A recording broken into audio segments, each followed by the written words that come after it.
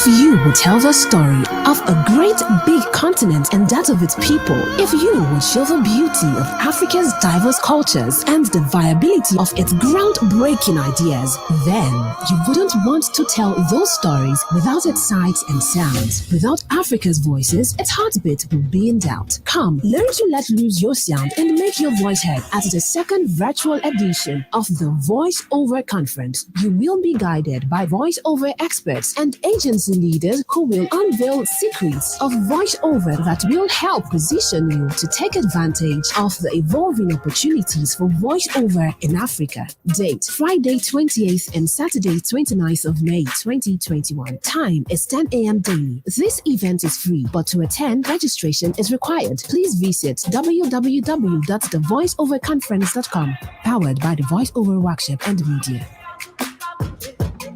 My people, Africa to the world, na correct matter.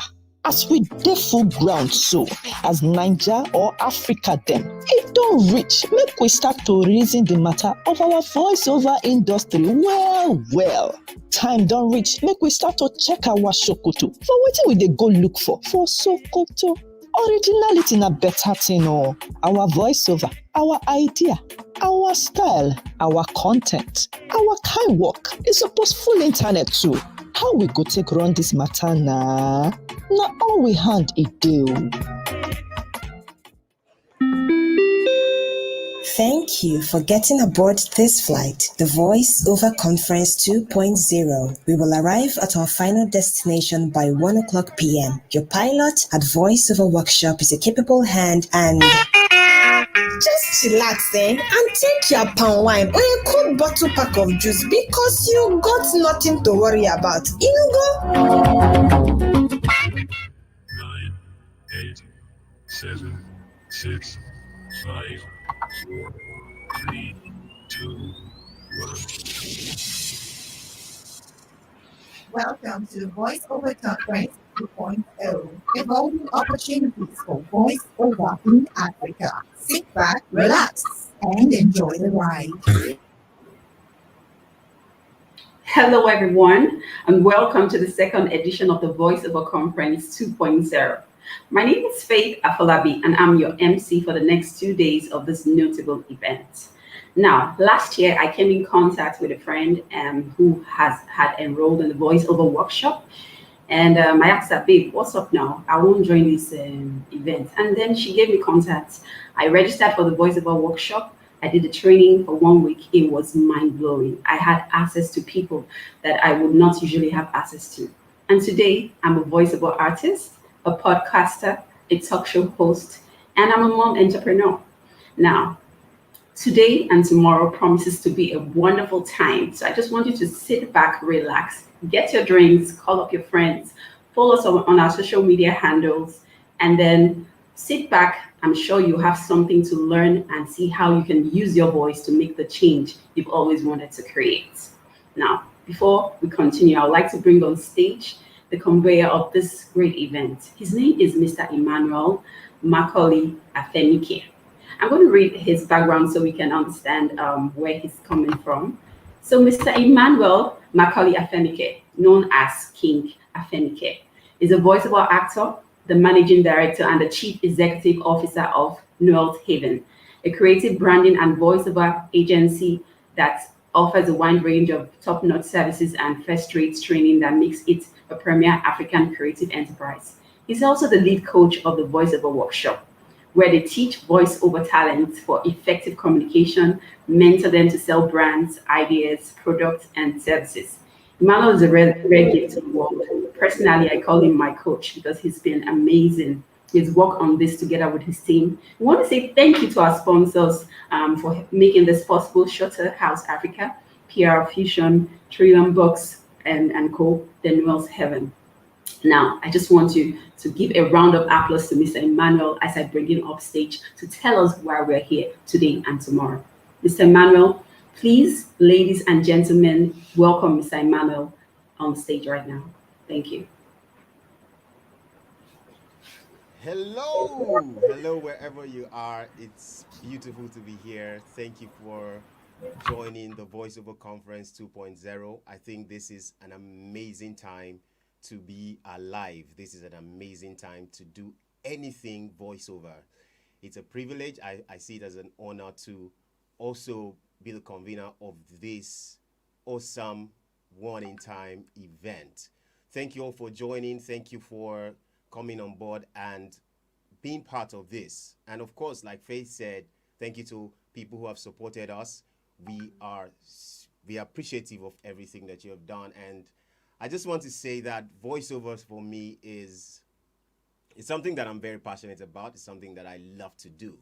And the voiceover conference stemmed from the need to have conversations, to talk about certain things that are bothering the industry in Nigeria, in Africa, and even globally. And I mean, to see how the global world can also push or help us become better people in Africa as voiceover actors. So this is the time to talk about this. And the theme for this year is evolving opportunities for voiceovers in Africa. I think that this is the time to talk about these particular issues. Between today and tomorrow, you will get to hear speakers who have gone far ahead, who have experiences, who have failed and have learned. They will share with you life experiences. They will share with you things that you really maybe have heard before or you have not heard. But I just would advise that you sit back, that you are ready to learn, that you get a glass of juice, popcorn, zobo, kunu, whichever one you can find, and be ready to learn. Big shout outs, of course, to the team Vow. What's up? I mean, I couldn't have done this without you all, and of course, I couldn't have done this without the support of all of the brands that supported us for this particular event. And big thanks to God Almighty for making this possible. And I can't forget the fact a very special person in my life, my wife, for also allowing me stay up sleepless nights and trying to make this happen. So it's a good time. It's a good season. Thank you all to all the facilitators. I am looking forward to learning. I am sure that you are looking forward to learning as well. So relax and enjoy the ride. It's about time to make history, Africa. Let us take voiceover to another level. I just feel that for the voiceover industry to change, we need to start having certain conversations. And now is the time. It's in your hand and it is in my hand. Together, we can make the industry worth the while. Thank you so much. I'm looking forward to a fantastic and a learning 2 days. So have fun with the conference and God bless you. Thank you.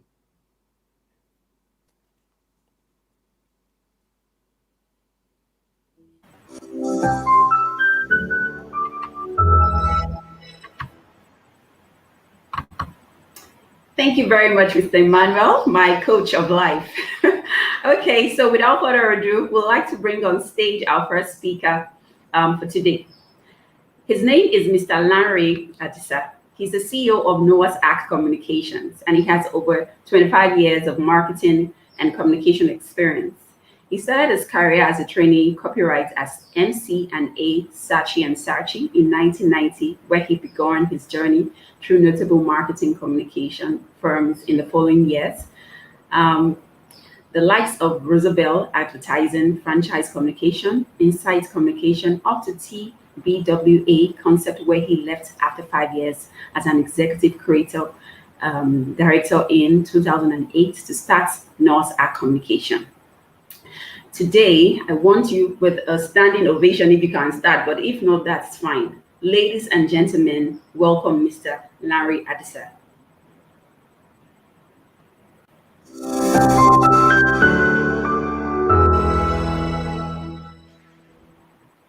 Hello, everyone out there. It's a pleasure to be here back with you. Last year, in the middle of the pandemic, we had the fourth of this conference, and I'm delighted that we're back again to share experiences, to share thoughts.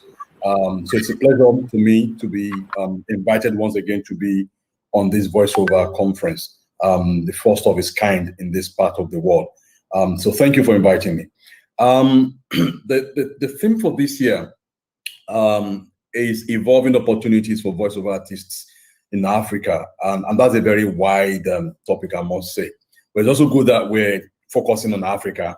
It's the best time to focus on Africa if you know where things are now. With the passing of the Free Trade Act across Africa, with headquarters in Accra, Ghana, Africa is ready to do business. And those of us in the creative industry should also prepare ourselves to take advantage of what opportunities are out there. It goes without saying that the profile of Nigeria keeps rising in the entertainment world, thanks to all the wonderful people in the world of entertainment who have been flying the Nigerian flag across the world. The Burna Boys of this world, the Wizkids of this world, the actors, the actresses, Genevieve and the rest of them. So wherever you go in the world today, people expect Nigerians to perform at a particular level. And I think the same should hold for the voiceover industry. We cannot say that the industry has been grown to the level that one would probably expect in terms of organization. Yes, there is an association. There is some kind of coming together. But the level of growth that one expects, I think we still have a long way to go in that regard, but it's never too late. And everyone has a role to play, not just the voiceover artists, the people who also benefit from your industry, people in advertising, people in the corporate world, and the rest of them, we all have something to benefit from it. So for me, it's the best time for you to look at yourself. And I want to just talk to that individual as a person, then we can come back to the collective at some point. But the individual in particular, I've lived all my life building brands. So I like to take it from the point of view of the brand. And the question for me will be for you to ask yourself, how differentiated are you as a brand? Every voiceover artist, every actor, every actress, every singer, must see himself or herself as a brand. And every brand must differentiate. Like somebody said, differentiate or die.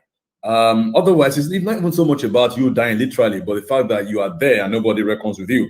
So you have to ask yourself, what will really differentiate me as a voiceover artist? There's a particular, if you listen to the radio, especially when you listen out for voiceover, so for voiceovers on radio commercials, there is a particular way of speaking. There's a particular, almost like ad ease, that you come to expect is the way voiceover artists will deliver their lines on radio. And I think those are the things that we need to really start, let me put it that way. You have to disrupt that as much as possible. How can I be different? How can it go? How can I deliver in a way that makes it appear like I'm having a conversation with somebody at home and not just I'm here to sell? And oftentimes that's the feeling one gets, that most times we just want to come there and sell and go away as opposed to having a conversation. If you look at the nature of communication today, it's a two-way street. And that's the way, we should be looking at, even delivering those lines, as it were. So for me, the question would be, there's nothing wrong with you knowing how to deliver in a standard way, but you have enough range. Can you stretch yourself as a voiceover artist? Can you stretch yourself in a way that people would desire to have you? Can you see yourself as performing as opposed to just delivering? And I think it's in the performance, which we can feel in the voice, that we can actually get a sense of, what really makes you tick as a brand. And I think that is very, very important for you to really stand out, as it were. I also think that beyond giving us a range, beyond being able to interpret, and I think to a large degree as well, the fault lies on both sides, also on the side of the advertising agencies. How many agencies will take their time to devote enough time and attention to preparing for the radio commercial the same way we prepare for the TV commercials? With TV commercials, we have the pre-production meeting. We're having all sorts of conversations and checks and stuff to be sure that every element is okay. I think the tendency on our part is that we have that script for the radio commercial or any other audio-related script, and we just want to jump straight into the booth and leave it to the voiceover artist to interpret it right there and then. I think that is one of the areas where we all get it wrong. I think it's very important on both sides that we take it very seriously, starting from the agency to know what kind of voice do I really want for this particular script, and what do I expect that voice to do for me as well. And it is now your job as a voiceover artist with your range to be able to deliver, excellently. One very important point, and I'm going to repeat myself, I made this point last year. Part of making a difference also is trying to work like voiceover artists who work in other parts of the world, especially in developed economies. Try and find yourself an agent. Find somebody who can actually knock on doors and get you jobs. And in doing that, also develop your own portfolio, develop your own voiceover reel, so people can know what you've done and what you can do, so that when it comes to the time for the agency to shop for that voiceover artist, you don't have to be the one, doing the legwork. We'll know who we want and we'll get across to you. So you can drop all sorts of lines. But I'm sure some people do that now, but I think rather that we need to really make that go across the industry as a way of standardizing the way we work. And I think if there's anything that the associations of Nigeria should be looking at, that's the kind of thing that we want to standardize across the industry. I think it's very important to do that, so that way people also take you a bit more seriously with respect as a professional in your field. So when it comes to opportunities, for me, there's a whole lot that can be done. And we need to go beyond just dropping lines for commercials, which it seems to be the bulk of what we do for now. Of course, everything across the spectrum of audiovisual production, is game. Radio commercials, documentaries, films. There are films that require voiceovers. There are people who can deliver lines for animation, for animated films. There are all sorts of opportunities for you to consider, and especially because of the ascendancy of Nollywood, the Nollywood industry. This is the best place for you to really ply your trade as a voiceover artist. And I think it's for you to find those opportunities, to network as much as you can locally and also globally. So I think it is important, again, back to what I said earlier. If you have an agent, the agent will hunt for you, the agent will look for opportunities for you. There are all sorts of things that you on your own can start going into as a way of stretching yourself first and foremost and making yourself known to people. And I'll mention one or two of those things again. The audiobook industry, for instance. We all grew up with a whole lot of African fiction. For the sake of nostalgia, for the sake of passing on to generations after us, and knowing the nature of today's demographics that we have, people really want, people don't have enough time rather to read a book. Not many people will pick a book of 300 pages, 400 pages and read it at a stretch. They rather want to listen to it in audio format. So this is a huge opportunity. If I were in your industry, I'll be looking at what kind of deals we can strike. Come together. You can't do it all alone. Come together as a group of voiceover artists and go to publishers of some of these classics or emerging fiction, and propose to them how you want to convert what they have in written form to audiobooks. And I'm sure that a lot of people will go for it. Apart from that, you can also do your own audio narrations on podcasts, or even just serenade people on Instagram or any other social media platform where people can get to appreciate the richness of your voice and the range of your voice and what you can do. You can start your own thing. The way people start vlogs or blogs, as it were, why don't you just start something that is all audio inclined, and you stand out on your own, and people will really respect you for what you do. So there's a whole lot you can do in that regard. I also think that radio drama is something that is very good, but we don't see a whole lot of radio drama going on anymore. And because we expect radio drama to happen on radio, but who says it must happen on radio? Given where the world is today in terms of the digital capabilities that we all have, who says you can't have that drama on the digital channels that we have around us? So a lot depends on you. A lot depends on the man or woman who is ready to stretch himself or herself and look at possibilities. There's a whole lot of things that can be done. You can create characters of your own. You can come together with writers and create all sorts of things, of series that can go in form of drama on different channels, digital channels, as the case may be. And I mentioned podcasts earlier. Why not? You can have podcasts. You can do all sorts of things. Your voice is an asset and you should treat it as such in terms of how you deploy it and where you deploy it. Because again, the tendency in the past was for people to use their voice only for radio commercials, and then people get so used to them, then that asset becomes a liability after some time, because I don't want that voice again because they're so used to it. So you must find a way of keeping your voice as some kind of premium asset that people really would like to pay extra for, as the case may be, because of the way you have exposed yourself. I mean, that you have limited the exposure of your voice over time. I think it's also important, especially in terms of where the continent is today, back to Africa, and the place of Nigeria in the scheme of things, that you look at networking, like I said earlier, beyond the shores of Nigeria. So what about the voiceover artists in the West African sub-region? How many of them do you know? Can you come together online? Can you start something online? Can you start a group of voiceover artists across the continent?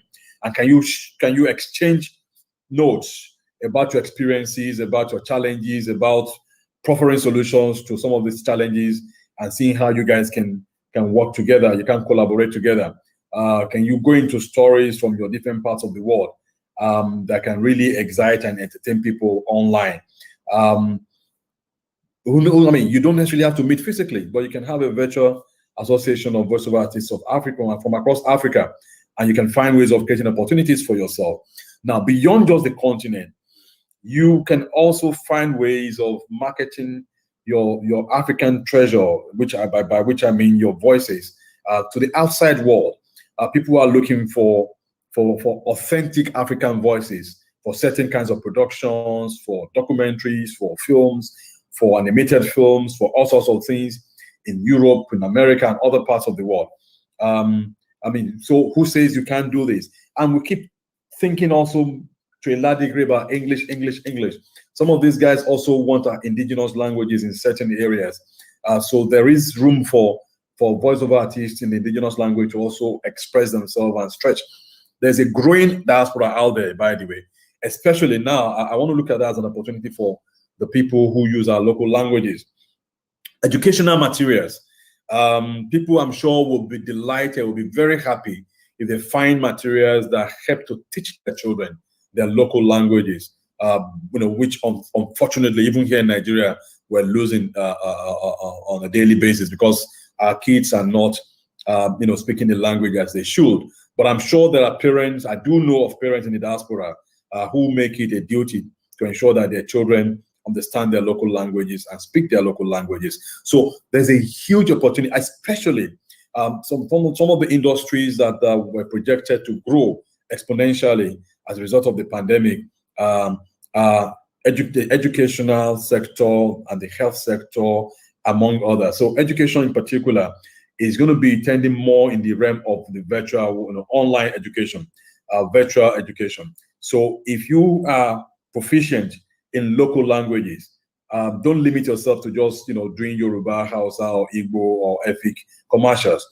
Look at the opportunities in terms of what the educational sector holds for you, even locally, in terms of being able to come up with educational materials that can guide children, that can teach them the local languages, from the basics to the intermediate to advanced, as the case may be. So these are opportunities, and a whole lot of them across the country, across the continent. And you have to be innovative more than anything else. In every sphere of life, we have to be innovative. If you don't innovate, it's calling for some kind of living death. So you have to find the opportunities. You have to look for like-minded people. You have to find ways of networking with them and find opportunities for you to grow what you have. Like I said, your voice is an asset, and you have to ensure that you keep it premium and you nurture it in a way that can keep yielding for you. And of course, you have to protect it. There are experts who can guide you in that regard. For me, again, I'll go back to where I started from. See yourself as a brand. And being a brand, you have to differentiate yourself.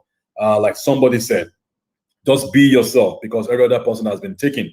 So it is up to you in terms of how you nurture that brand, you groom that brand, and you stand out with that brand, and you keep it sustainable over time. And of course, there are opportunities for you when you do that, opportunities for you to profit from that brand. And I wish you the very best as you continue on this journey of making voiceover, the voiceover industry, a very viable one for our country and the continent. Enjoy the rest of your day. Thank you. Bye-bye.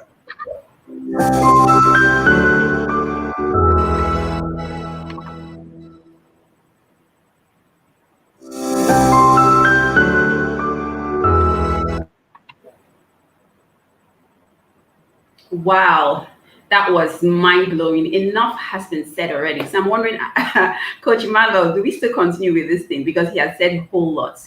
I'm sure you've gotten one or two nuggets from what Mr. Larry Adisa has said. Mr. Larry, thank you so much. We appreciate your kind gesture towards us, towards the youth, towards, in fact, everybody can use their voice to speak.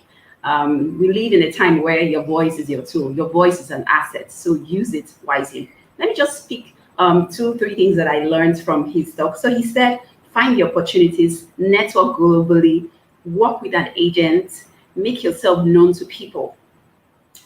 There are so much opportunities out there that you can use.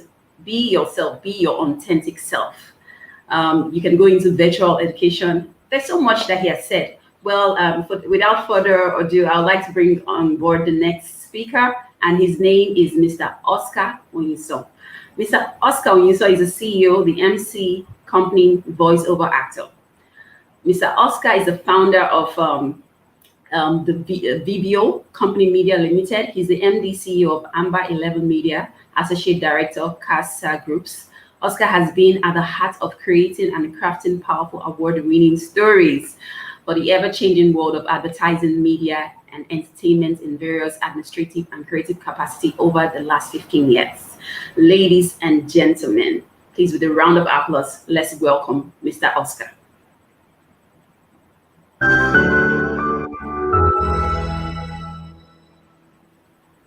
Okay, good morning, or good afternoon, or good night. I'm not sure where we are. Great to be here. Big shout out to everyone who's here. Unfortunately, I could not be present live. My apologies. But Emmanuel, the whole voiceover conference team, well done. Great to be part of 2.0. Apologies on not being able to be there. Had other prior engagements, but I'll try as much as possible to pitch it as much as I can. Nike, I'm sorry. Nike is part of the team. She's been on my case for like 52 years, but thankfully we're able to come to a conclusion and I can do this. So thank you for being persistent. Appreciate you. All right then. So great to have everyone here.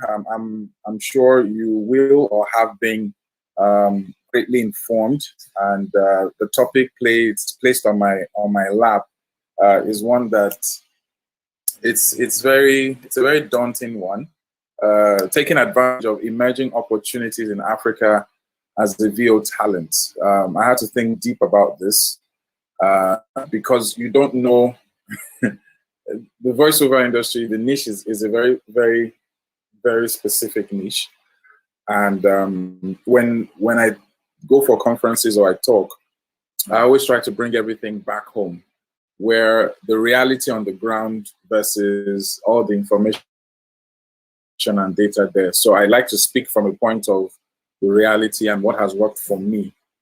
But the first thing we need to understand is what time are we in, generally speaking, when it comes to the issue of voiceover. So, I mean, the world is a global village and all that, and we understand that it's a lot easier now, to get jobs or to at least pitch for jobs. Not like back in the days. I didn't have, this kind of platform. Nobody took the trouble to create a platform to this. You had to learn everything on the go. My background was in broadcasting, so I had to delve into other aspects like emceeing, production, to complement that. The voiceover is just one aspect of it. You can't, in Nigeria specifically for now, to the best of my knowledge, because of the way we're structured, you can't completely survive on that alone. The industry is still evolving internally, but you can do more and achieve more on the outside. I'll touch on that very, very soon. So I'm going to just go through my quick presentation. or a chat, presentation. I hate PowerPoints and stuff, so I'll just call it a chat. I'll start with the revolutions. You need to understand the space we're in now. It's a very special time to be alive, to be born. Loads of opportunities out there, plenty, and you need to be very dynamic in your approach. We had the first industrial revolution, which basically was about water and steam to mechanize production. Then we had the second revolution, which used electric power to create mass production. Then we had the third revolution that used electronics and IT to automate production. That's probably around the era we were born. And then the fourth industrial revolution is a fusion of, the third and other things like AI, Internet of Things. So it's like a blurred line between the physical, the digital, and the biological. So it's a whole new world out there. And the question is, where do you fit into all of this as a voiceover artist? And the reason the foundation needed to be laid is because you need to understand where you fit in the future. And to understand that, you need to understand the past and where we are now. And the question now is, you watching or listening, you're a budding voiceover talent, where do you fit into all this? So I come back home, even though I'm going to go to Africa, but I come back home. And in Nigeria, the voiceover jobs usually are given by agencies. And post-COVID, a lot of advertising agencies have been hit. They've been hit hard. Jobs are not as yafu as they were back in the days, which means that the spend has been cut, which means that only the best of the best of the best are picked. So what happens to those who want to learn? What happens to the greenhorns? Fortunately, technology gives you the opportunity to take that power and take your destiny into your own hands by going online and seeking out opportunities. I'll share a story, a very recent story of how even me, after about 15, 16 years doing this, I'm still very desperate for opportunities. And where there are none, I create some. I'll share that story with you before the end of this talk. So I'm more targeted at those who are greenhorn, those who are new, those who are bankers, engineers, but secretly have that passion and that love for voiceover, be it as a voiceover actor, as a voiceover artist. I started my career with imitating Bugs Bunny, and on all the Looney Tune cartoons, Pinky and the Brain, and it was just like a joke until it evolved to something I took more seriously, and then I started getting and earning money for it. And I worked with telcos, banking industries. I've done, I think, close to over, I don't know, maybe 200 or 300 voiceovers, if not more, over the last 15 years or so. And the experience has been one that has made me very uncomfortable, because I understand that the opportunities are getting, even though there are plenty of opportunities out there, the circle is getting narrower and narrower, because the people that need your services in Nigeria, for example, they're not going to pay the premium that you want. So do you lower your rates, or do you, in a bid not to zone out and not have any jobs at all? So I had to look into other avenues of income to complement my income as a voiceover artist.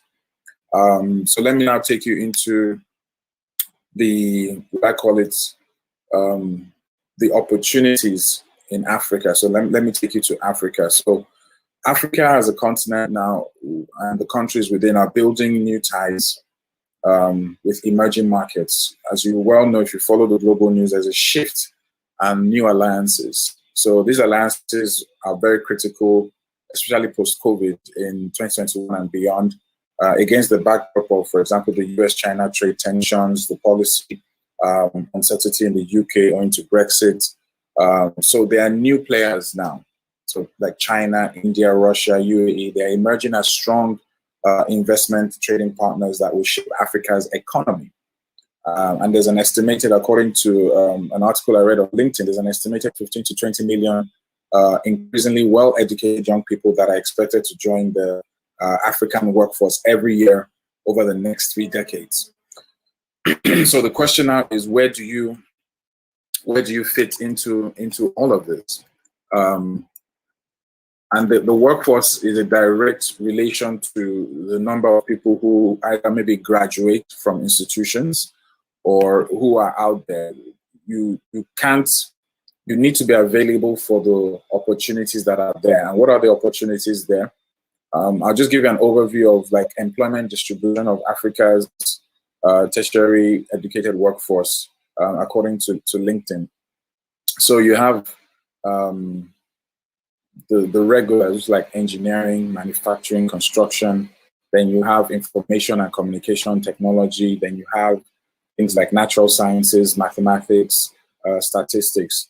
And in all of this, there's a sharing formula. So for example, in engineering, manufacturing, and construction, architecture and engineering takes up like 34%. Telecoms takes up like 5%. Retail and consumer product takes up like 4%. So you begin to struggle as to, okay, where do I fit into all of this as a voiceover artist? Now, the beauty is that from my own personal experience, every industry requires some form of advertising or promotion. And what that means is that there's somebody out there who will need your voice for something. Now, are you in the right place? Are you in the right room? Are you in the right circle of people in such a way that when they need your services, they will reach out to you? So you have all these formal sectors and the informal sectors. And Africa generally is where everybody is coming to. You've heard about like the China loans.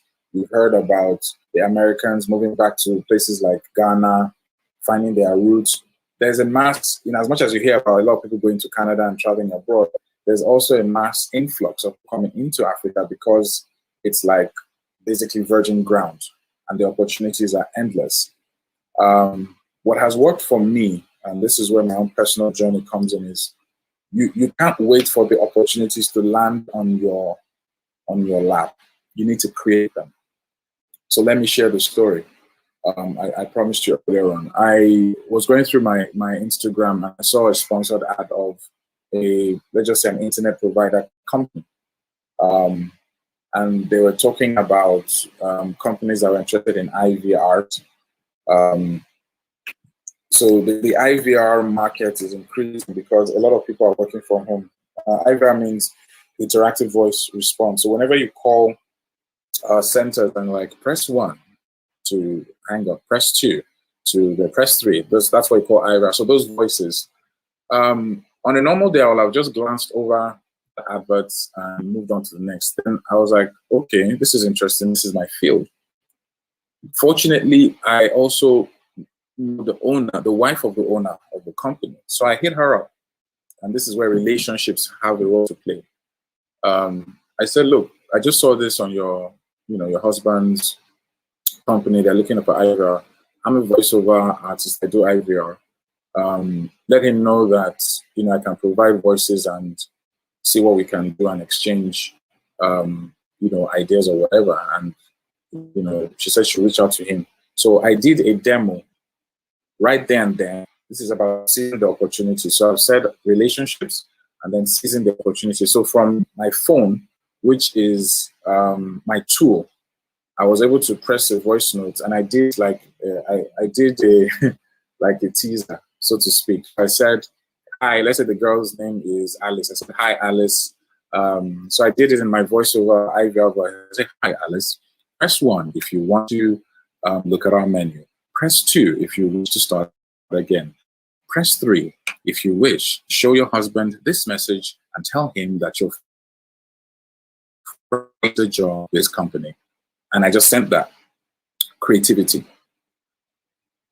relationship, the opportunity, the tool, which is the phone, then the creativity, which is how I delivered the message. I could have said, "Oh, please talk to your husband. I have voiceover artist," but I had to prove myself in the process of begging for the opportunity. So I did something creative with that, and I sent that to her. So she gets back to me like a day later. In fact, she didn't. I prompted her, like, "Look, how far? Any updates?" So she's like, "Look, she's spoken to her husband. They're not really spending much money anymore. They don't want to spend due to the COVID, blah, blah, blah. That if there are any opportunities that come up, he will reach out. Would you give up? Exactly. I don't. It's about exchange of value. He needs IVR voices. I have the voices. I need data. That is his company.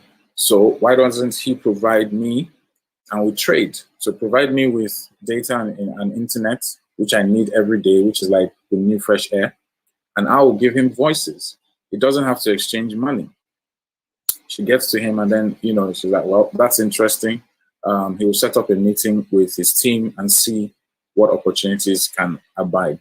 Now, the reason I went through this story, and this happened just literally like last week, is there are opportunities everywhere around you, be it Africa, be it your village, be it your church, be it your workforce, your workplace, wherever. There are opportunities. So in as much as the topic is about Africa, you can't really be naive in this and age, in this fourth revolution, to limit your opportunities to Africa. You need to either expand wider or focus on the areas around you, your immediate environment.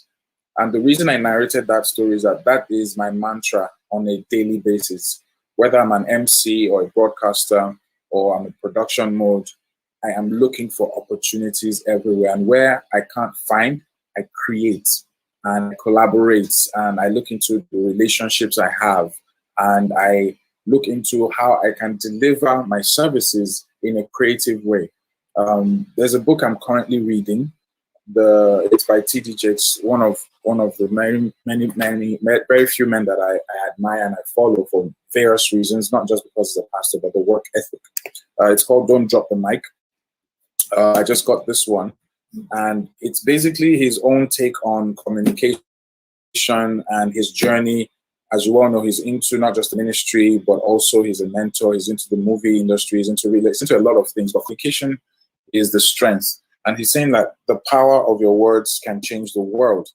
And the reason is, so far, I've not read everything, but the takeout for me from that particular book is how you can leverage with the power of your words, with your persistence, with your body language, with how you say what you say, how you request, how you don't give up.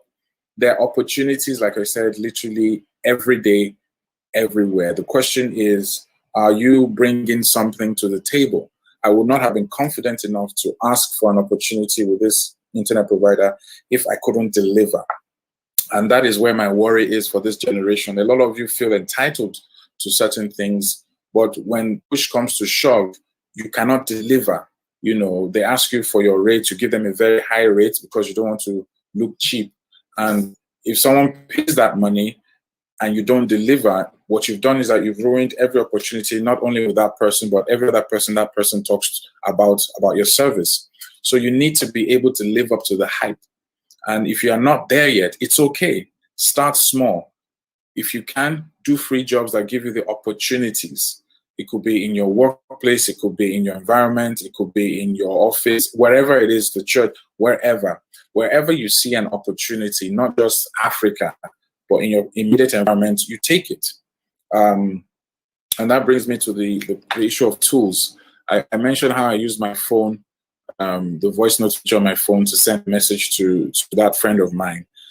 Those are what you call your tangible tools. They're intangible ones. And borrowing from John Maxwell, he said, people hear your words, but feel your attitude. You might talk a lot, but what is your attitude? What is the vibe? Let's call it vibe. When people meet you, or when people read your email without even meeting you, there's some people that you can tell who they are just by reading the emails that they send, or the messages that they write, or the posts on their social media or in their comment section. What is your attitude to life? What is your overall objective? People will be attracted to positivity. So you need to define who you are, because it's not the most talented people that get the opportunities. Talent is not enough.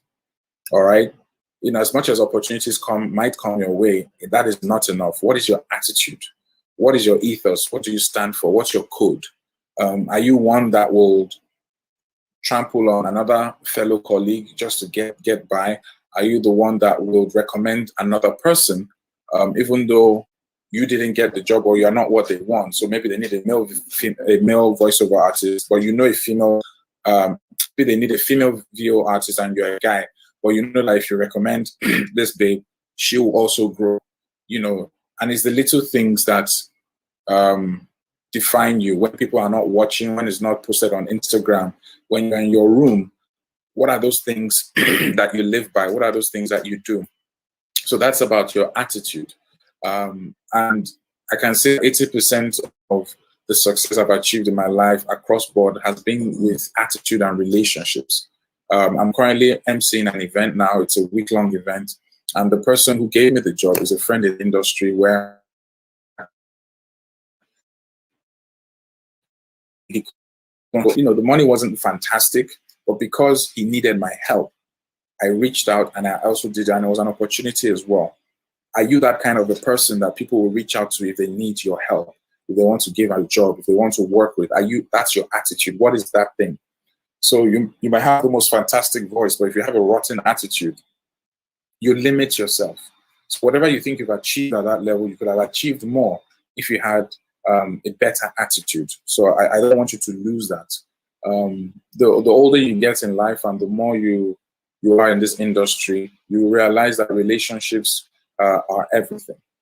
It's everything. It's what binds every other aspect of your life, your journey, the opportunities, the relationships, and how people perceive you. So I don't want you to lose that. That's the intangible tools. The tangible tools, obviously, your microphone, your laptop, softwares, all those things. You can go online and check them out and just start reaching out to companies. There are a lot of companies out there now that are not limited by geography. So you have like Fiverr. They're always looking for voiceover service. Snap Recordings is one. Upwork is one. Voices.com is one. Bunny Studio is one. Voice Crafters is one. If you go online, you see these guys. They're always and constantly looking for voiceover talent, and you can earn in dollars from as little as $5 to $30, per script.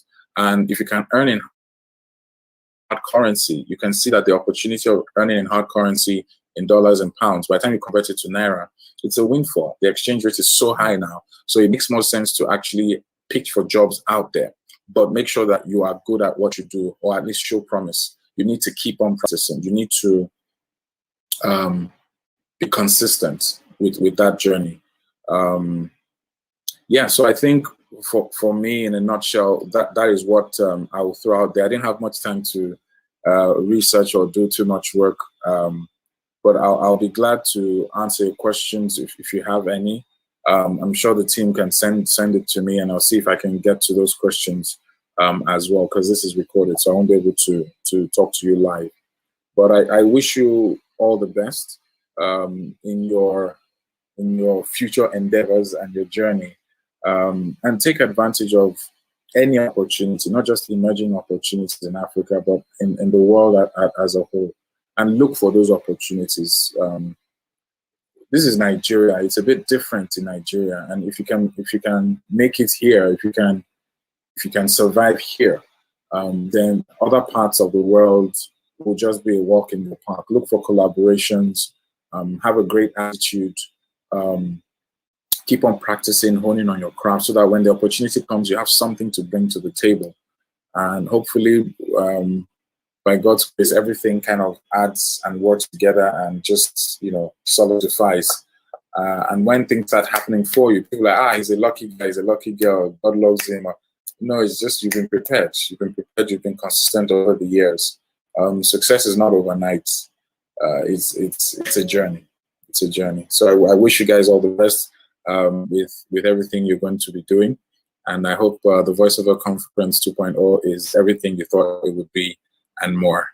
On that note, sayonara. Have a great conference, and I wish you all the best.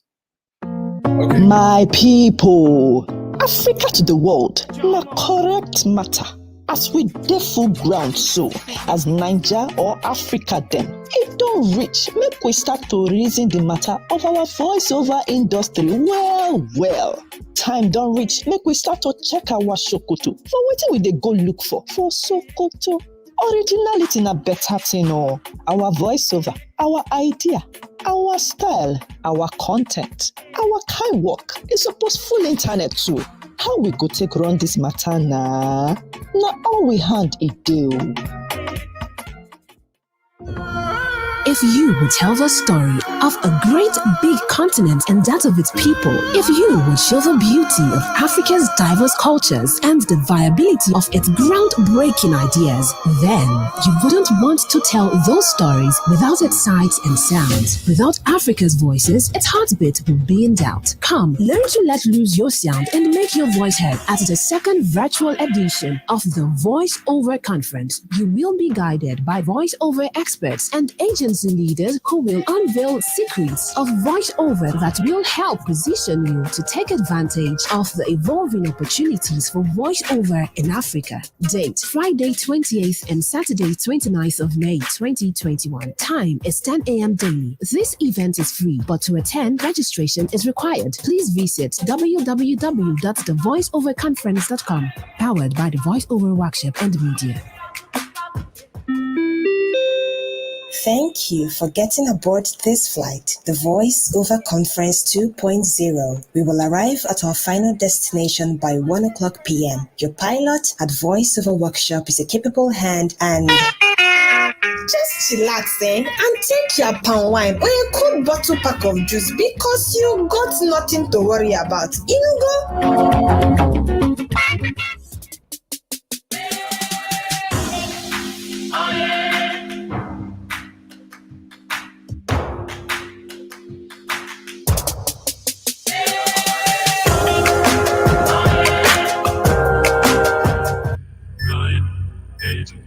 7, 6, 5, 4, 3, 2, 1. Welcome to the Voiceover Conference 2.0, evolving opportunities for voiceover in Africa. Sit back, relax, and enjoy the ride.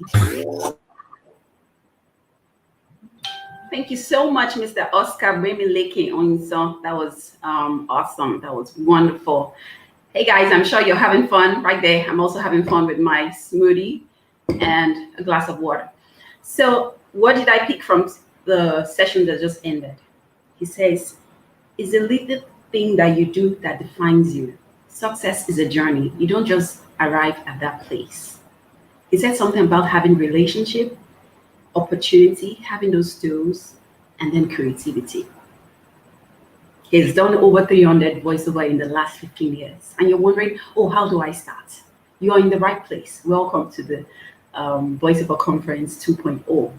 So sit back, relax, and we have a lot of speakers lined up for you. Our next speaker is Benny Finisher. And so he's going to be giving us an act that he's very good at. So he's a wordsmith with a word of reason that incites mediocrity for excellence and provokes the broken to make the best of their pieces. Mr. Finisher started out writing songs till he found the act of performance poetry in 2009. By 2010, he had developed a powerful voice for poetry and boldly hosted the first of its kind solo live poetry listening event. And he has never looked back ever since then. So ladies and gentlemen, make welcome Mr. Benny Finisher.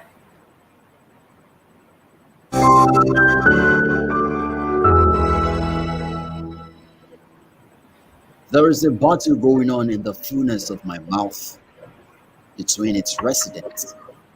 It's a feud between my sensitive tongue and overly possessive teeth. Confined in this dark room, the tongue says to the teeth, "You're too tough, too aggressive, too rigid. Your usefulness is in your fullness. One of you is useless. You bite, you tear, you grind, you destroy, you bear yourself at every stroke of compliment, you shameless nudist. Close up." "Oh, get your slimy self off my back," responded the teeth to the tongue. "You lazy wagging creature. Talking about being full of oneself. My fullness is a formidable wall of protection guarding your flat flabbiness. Life gets hot, you burn. Life gets cold, you are numb. Life dries out, you hang loose. Then a moment of mouthful silence and stillness. I hear they don't like me. They don't want me. They can't stand me, I'm not one of them. I'm always too much, but never enough.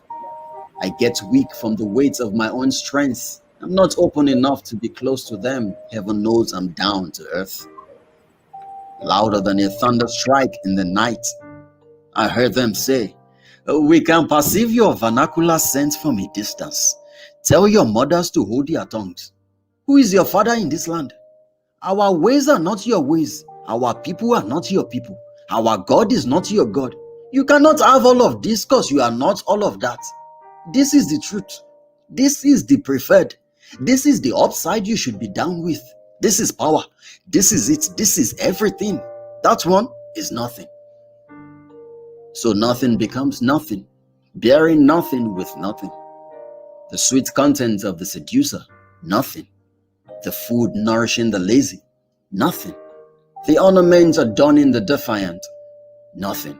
Medicine for the aching heads of homes and nations, nothing. Bandage band-aiding the rot of an amputated culture, nothing. The toothless dog they let out after crying wolf, nothing. Tell them everything is nothing without the union of things. Tell them the fullness of self suffocates expansion and blinds exposure. Tell them we don't want to be them, but we need them to be what we have to be as they do us too. Tell them all that exists, identified or ignored, is pregnant with a unique purpose. Tell them they confuse us with their faith in multiple gods and daunting glorification of one devil. Tell them this battle, this war, this Armageddon between the tongue and the teeth is not to maim, kill, or destroy. It's to get the best of ourselves out of ourselves, selflessly complementing their best for the betterment of humanity. Tell the teeth, I'm good being the tongue. Help me grind and grip. I'll help you mix and mash. An unclogged throat is our reward.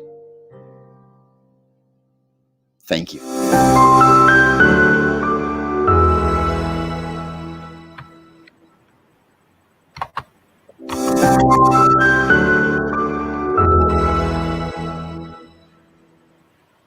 Whoa, whoa, whoa. Did you get a line there? I got one.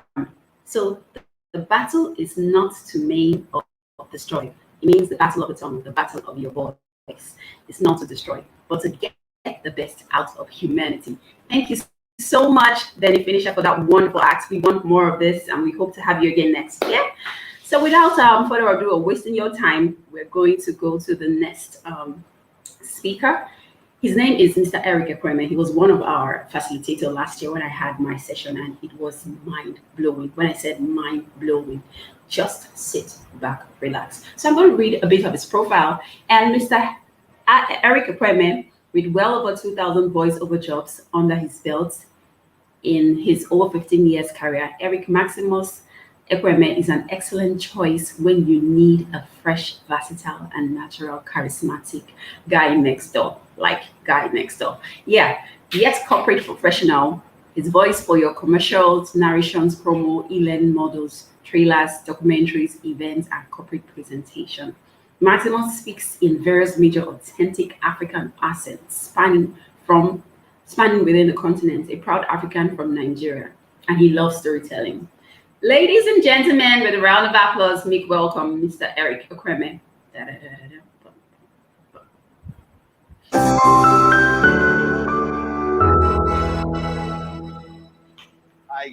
Hi guys, and beautiful day to all of you. My name is Eric Ekweme, aka Maximus, and I've been a professional voiceover artist for the last almost 20 years. So this voiceover conference, I was given the topic, your voice not enough. And the truth of the matter is, if you're a professional voiceover artist, you should know by now that your voice is not enough. I will first of all tell you how the standards used to be a couple of years ago, and I will tell you what the standards are right now.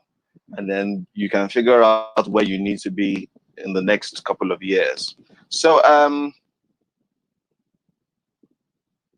the advertising hub for Nigeria is particularly here in Lagos. Although, due to the advancements of the internet and availability of certain services, you can now, from any location in the world, get your recordings across to anybody you need to get them across to. Now, that wasn't the case a couple of years ago. If you wanted to be acknowledged in the advertising or voiceover space or animation space or whatever space it is, you were required to audition at an agency. Now, at the time when I so quickly, I wanted to ask. Well,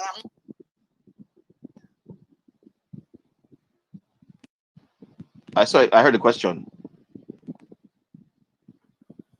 No, go on, Mr. Abraham. Please mute my audio because I can't access. Oh, it okay. Sorry, So, Mr. Eric. the- You have to start all over. No vex. No, you can just pick it up from where you stopped if you can. We'll fix it later. Okay.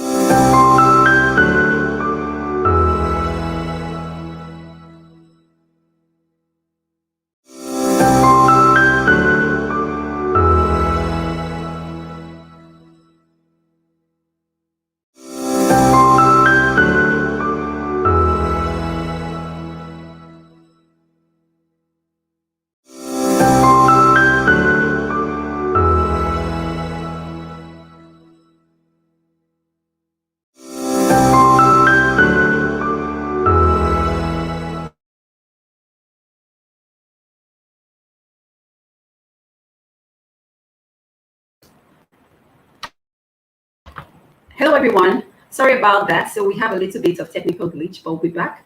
But we'll be taking our next speaker, and her name is Ngozi Woji. She's a global product portfolio. She works as a global product portfolio manager in Nigerian breweries. So Ngozi is a strategic leader with over 10 years progressive experience in directing portfolios of top-selling consumer goods, driving hard brands, identity and revenue growth, and brand and niche development. She has a proven track record of leading teams through complex global campaigns by leveraging known skills in research, strategic partnership, risk management, and continual process and improvements. She's a renowned for continuously growing product and brand via marketing brands, managing decisive business strategy, and so forth and so on. So she'll be giving us a tip of the iceberg of what she knows and how we can involve in this business. So sit back, relax. Welcome on stage, ladies and gentlemen, Ngozi Woji.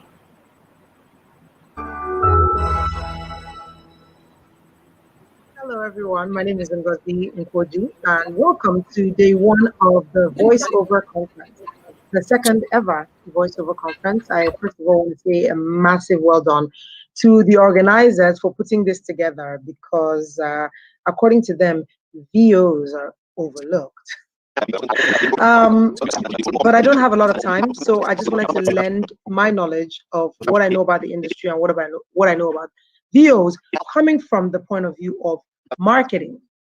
And the question or the topic is how to boost public engagement and increase your revenue as a voiceover artist. If you know anything about me, I like to talk to the point. Okay, so I tried to write what few used to be the down, and I hope that at the end of this, it inspires one or two time people when I and helps you on your journey to increased revenue. Okay, so the first thing I want to say is I found that whenever a group of people come together, it makes their message stronger. So the first thing is join an association, join a group of people. If you're just starting off, it's very difficult to get your message out there because people don't know who you are, unless you fall into a massive pit of luck. Okay, so where the first job you've done just goes viral and everybody's looking for you, and again, out of a zillion people, that happens to 1.5, people. So join an association. I have no idea if there's a voiceover association in Nigeria. Perhaps it's been started, perhaps it's dormant now. Whatever the case is, find a group that has a voice that will help to move things forward. That's number one. Number two, get yourself out there. In getting yourself out there is, first of all, how can I find you? Are you on Instagram? Are you on Clubhouse? I notice that everything that I'm saying is digital because VO is mostly digital work. So get yourself out there. And in getting yourself out there, you need to make a little bit of investment. You need to talk to the right people. You need to not be ashamed to put your word out there, which leads me to number three. You need to not be afraid to do free things. You have to do a few things for free.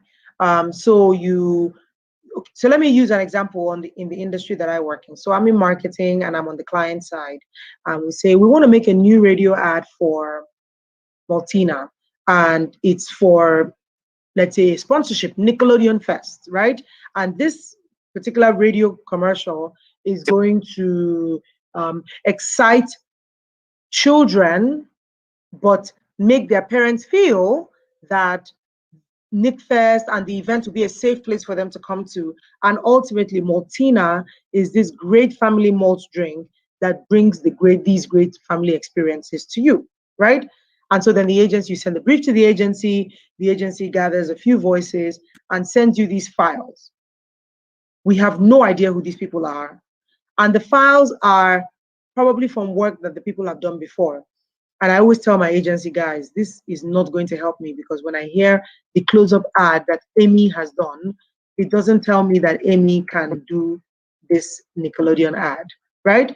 So the first step is when I hear it, I say, who is this person? They tell me the name. I usually either Google or go on Instagram to just kind of get a feel for the person because it costs money to produce whatever content that you're producing. And from a brand perspective, you want to make sure that you're paying for quality. You don't want to go to the studio when they're recording. I know how many times I've had to go to the studio when the agency is recording a radio ad. I don't want to do it. And it's not necessarily because you don't trust your agency, but it's because you have a vision for the sound and for the feeling that you want to evoke from this ad. You have a vision for what that feeling is. So as a result, you want to be there. But if you know the voiceover, you trust the voiceover artist, then chances are you don't need to be as involved. So when I say do free things, I truly mean do free things. The family tells you, you have such a good voice. You should be doing voiceover. You should be on TV. You should be on radio. You should be doing adverts. And so based on that, someone now sends your voice through and the agency says, this voice is 300K. I'm like, dude, first of all, no. Second of all, no. Yeah, because I am sure that I can get 2 to 3 more people who can do the job, especially when you're unknown. So if you're unknown, and the thing about unknown is a few things can constitute unknown. Unknown is you haven't done any work. You've done less than 5 jobs. So chances are I haven't heard your voice before. You don't have a massive amount of following on social media. You're not a celebrity. Those things will constitute unknown. Length of time in the business, you've been doing it for 7 months, constitutes unknown. Again, other variables can come into the picture and make unknown known. Like you've done it for 7 months, but the first 2 things you did went crazy and people are looking for you, or you were a Big Brother contestant. Big Brother is the one thing that shakes everything, every case study. We don't understand it, but you go to the Big Brother house, you come out for a short period of time, there's something that happens to your equity, and people want you, and then eventually, so if those things are not in place, then you're probably unknown. And in that case, be willing to do things free or for little amounts of money until, again, don't do it free forever and ever, because it leads me to number 4. After you've done a few things free and you've built up a portfolio, you've built up a little bit of a following on social media or off social media, you've maybe been on a radio show, you've done 1 or 2 things, you've voiced for a movie, you've voiced for a conference, you voiced for an ad, whatever it is. Number 4, learn your talk. What is your unique selling point?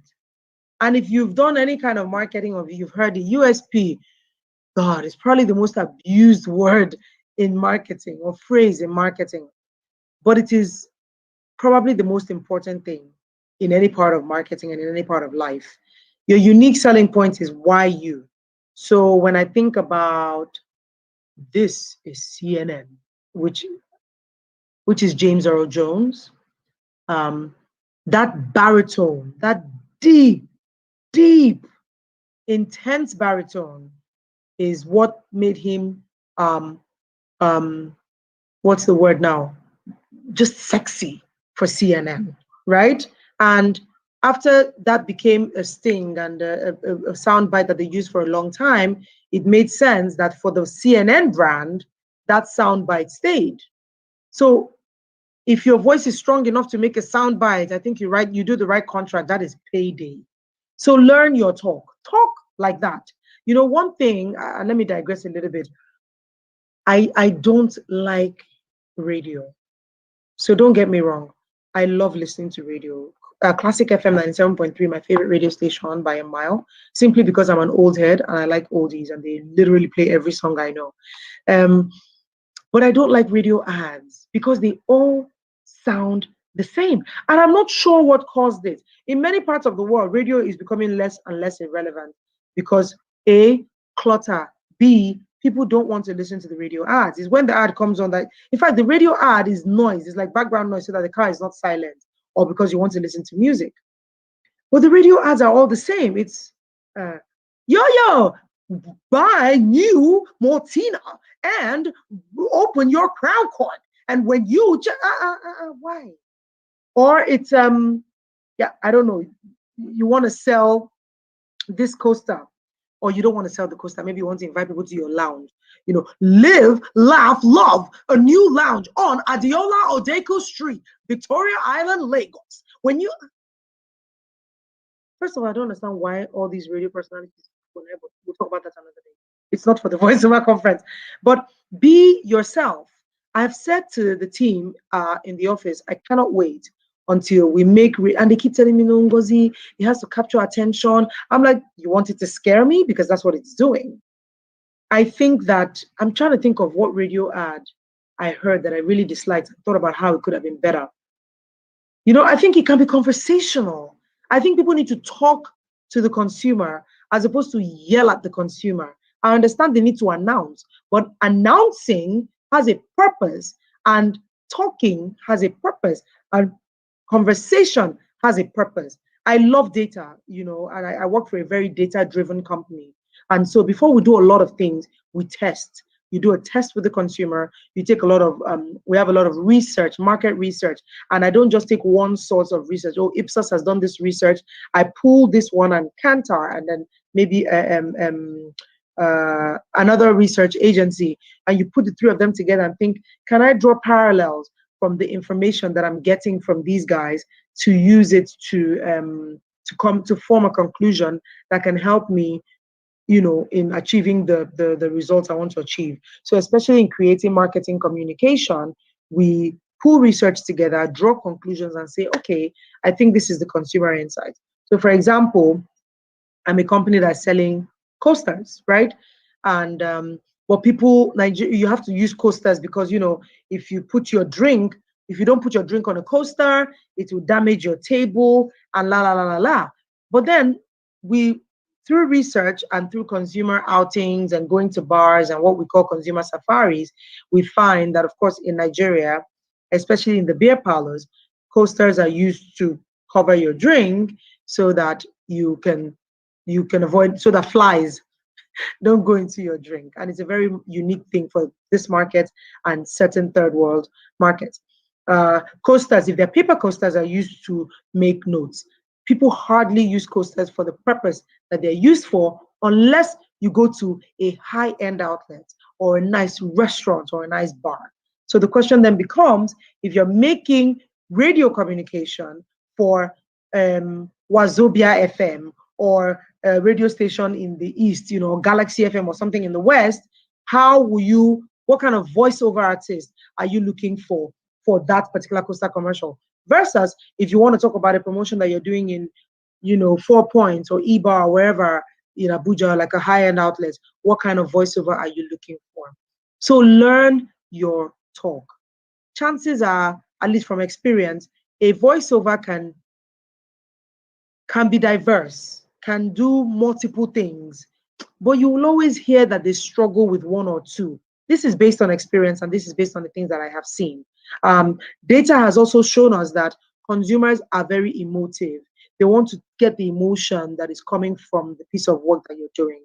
So if you're making a video, so if you think about a movie, cartoons, that is just massive voiceover work. All the animation studios, the big ones, of course. In Nigeria, animation has not really become a thing, but I think Anako, they've been doing some really solid animation, but animation hasn't become a big thing for us in Nigeria. But I think animated films have solid voiceover work. And by the time I see the actors, when they do like the behind the scenes, and I see the actors who have voiced certain characters, I'm like, oh my God, I see it. I almost feel like the character looks like the actor because they have casted so well for that character in the voiceover that they've received. So I don't remember the movie, but I think it was Adam Sandler that was the voiceover. And when I saw him, I'm like, dude, this is you. You look like this character. So just back to number 4, learn your talk. You need to have a unique selling point. I would love to get on the IG or Twitter page or whatever of a certain voiceover that I research, and the person says, I will bring the comic relief out of your script. For example, there are people that you write a script and the script has a little bit of fun in it, and the person gets there and says, now last, I beg oh, Naija no dey carry last though.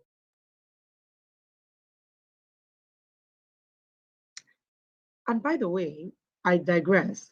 You must not always speak with an accent. And when I say an accent, I mean a foreign accent, unless the brief requires it. And chances are you don't even speak properly in that accent. I don't know why we feel the need for, and sorry, voiceovers, I don't know why people feel the need to always try to put on a foreign accent. And it's when you get to all these like 4-syllable words that you catch the person out. Visit the Plateau Zoo in Jos, Nigeria, a beautiful zoo with hippopotamus. You see, but if you speak properly, you say hippopotamus, and it's okay because you're Nigerian and you have a Nigerian accent. So if it's possible to speak with your accent and speak it clearly, fine. However, if the brief defines something else, then go ahead. Sorry, I keep digressing. So that was number 4. Learn your talk. What is your USP? I would love that if I meet someone and they say, oh, because you meet Kule, I'm like, oh, hi, Kule, how are you? Good. Oh, what's up? So, what do you do? As a matter of small talk, because that's what we all do. And Kule says, voiceover artist. I'm like, ooh. Or he says, I'm a voiceover artist. I'm like, wow, I wouldn't have expected that voice from you. And the person goes on to already sell him or herself. For me, that is solid. So wherever you go, learn your talk and walk your talk.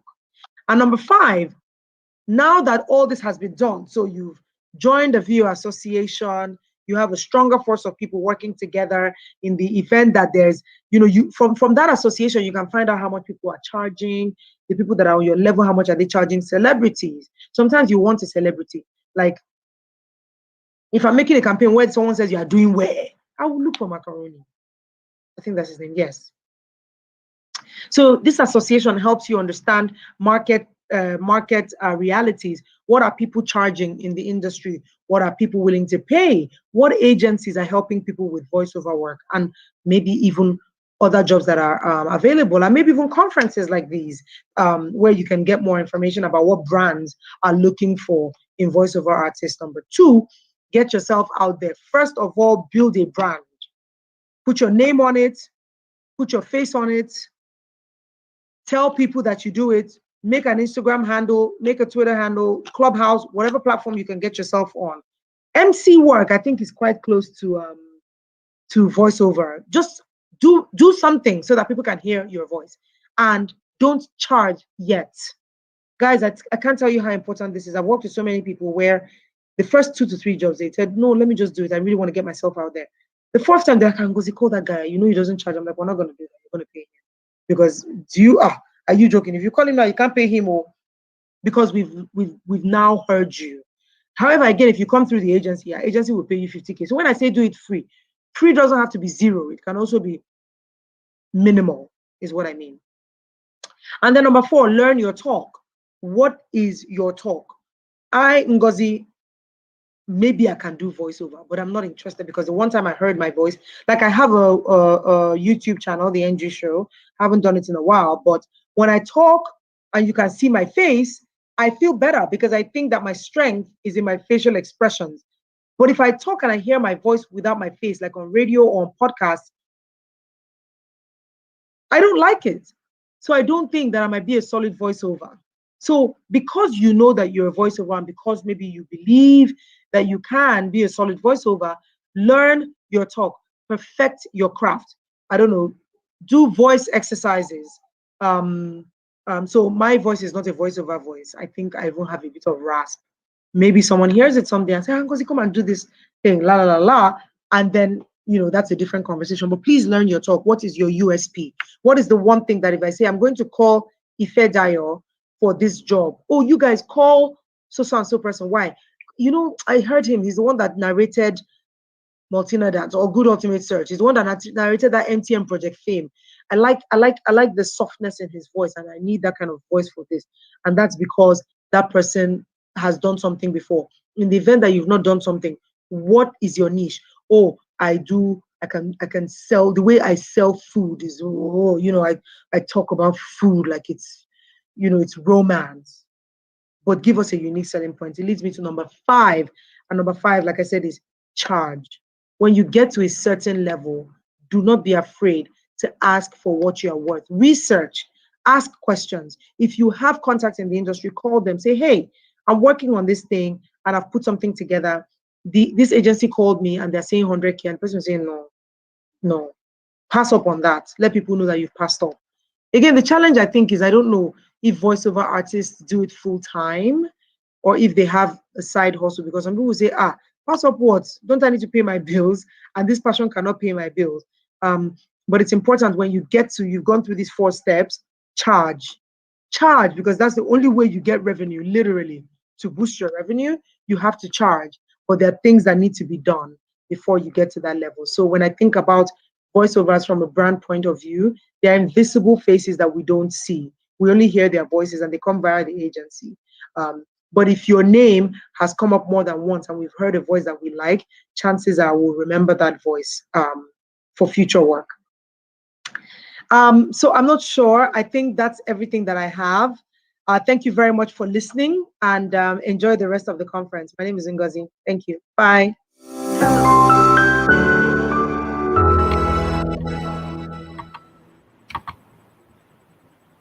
Thank you so much, Ngozi Nkoji. I had a wonderful time laughing. Have such a wonderful sense of humor presenting your presentation. Okay, so before she came on, we were supposed to have Mr. Eric Ekweme, and we'll have him now. Sorry, guys, about that little glitch. So, Eric, you have the stage. You're welcome.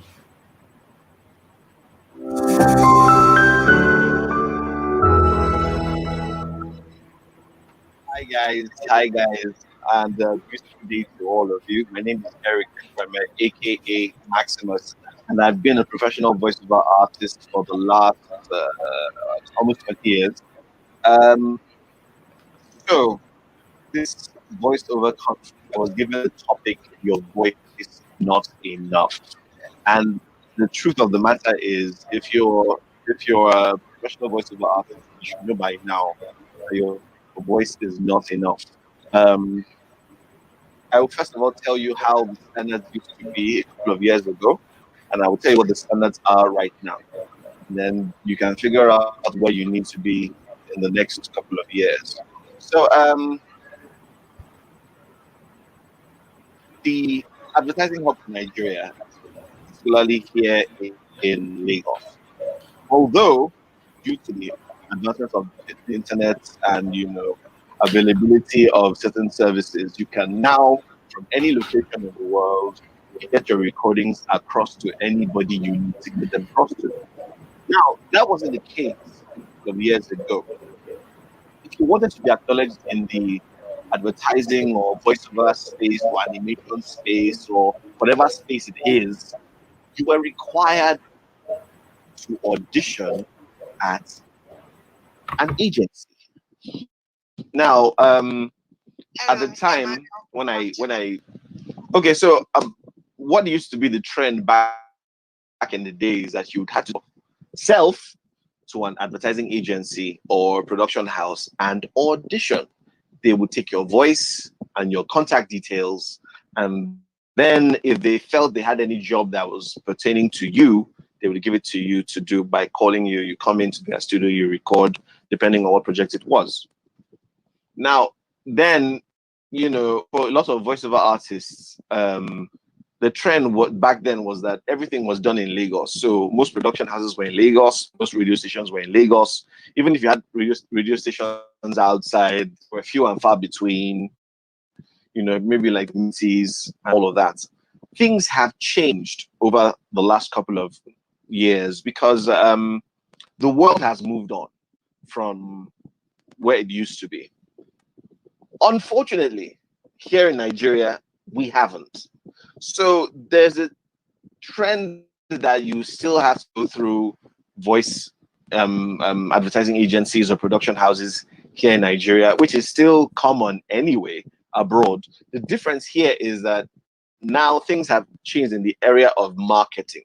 But anyway, let's not go there. So let's just start from the very beginning. You are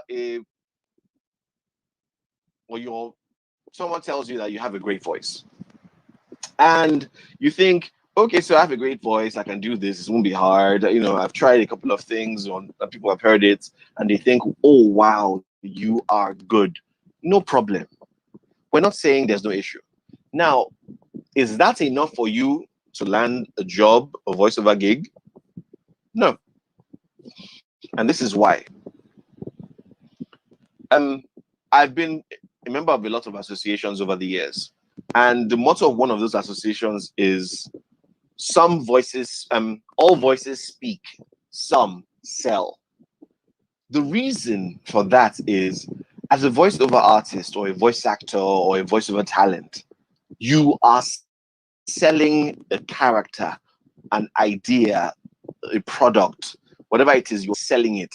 The fact that you can talk with a good voice doesn't necessarily mean that you are going to be a good voiceover actor or voice artist or voiceover talent.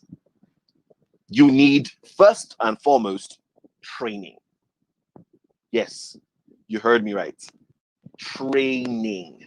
Now, for you to be trained, you are going to be evaluated. Your evaluator is going to let you understand where your voice fits, what you could do with your voice, what areas of speech or whatever it is that they need to fix, and how you can best use your voice. In this training, you're going to learn about direction, you're going to learn about knowing your tones and emoting and knowing where how to be conversational or not, how to do an announcer or not, knowing techniques, mic techniques and all of that. That's what you're going to learn in training. Now, for the training part, because Nigeria is not, we're still growing in the training space.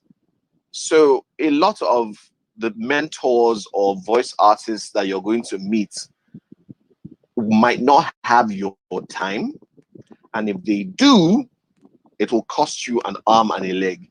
If you're here and you think that, you know, getting to the voiceover industry is that easy and it will cost you nothing, I suggest that you end the just there's a button somewhere around your screen that says leave.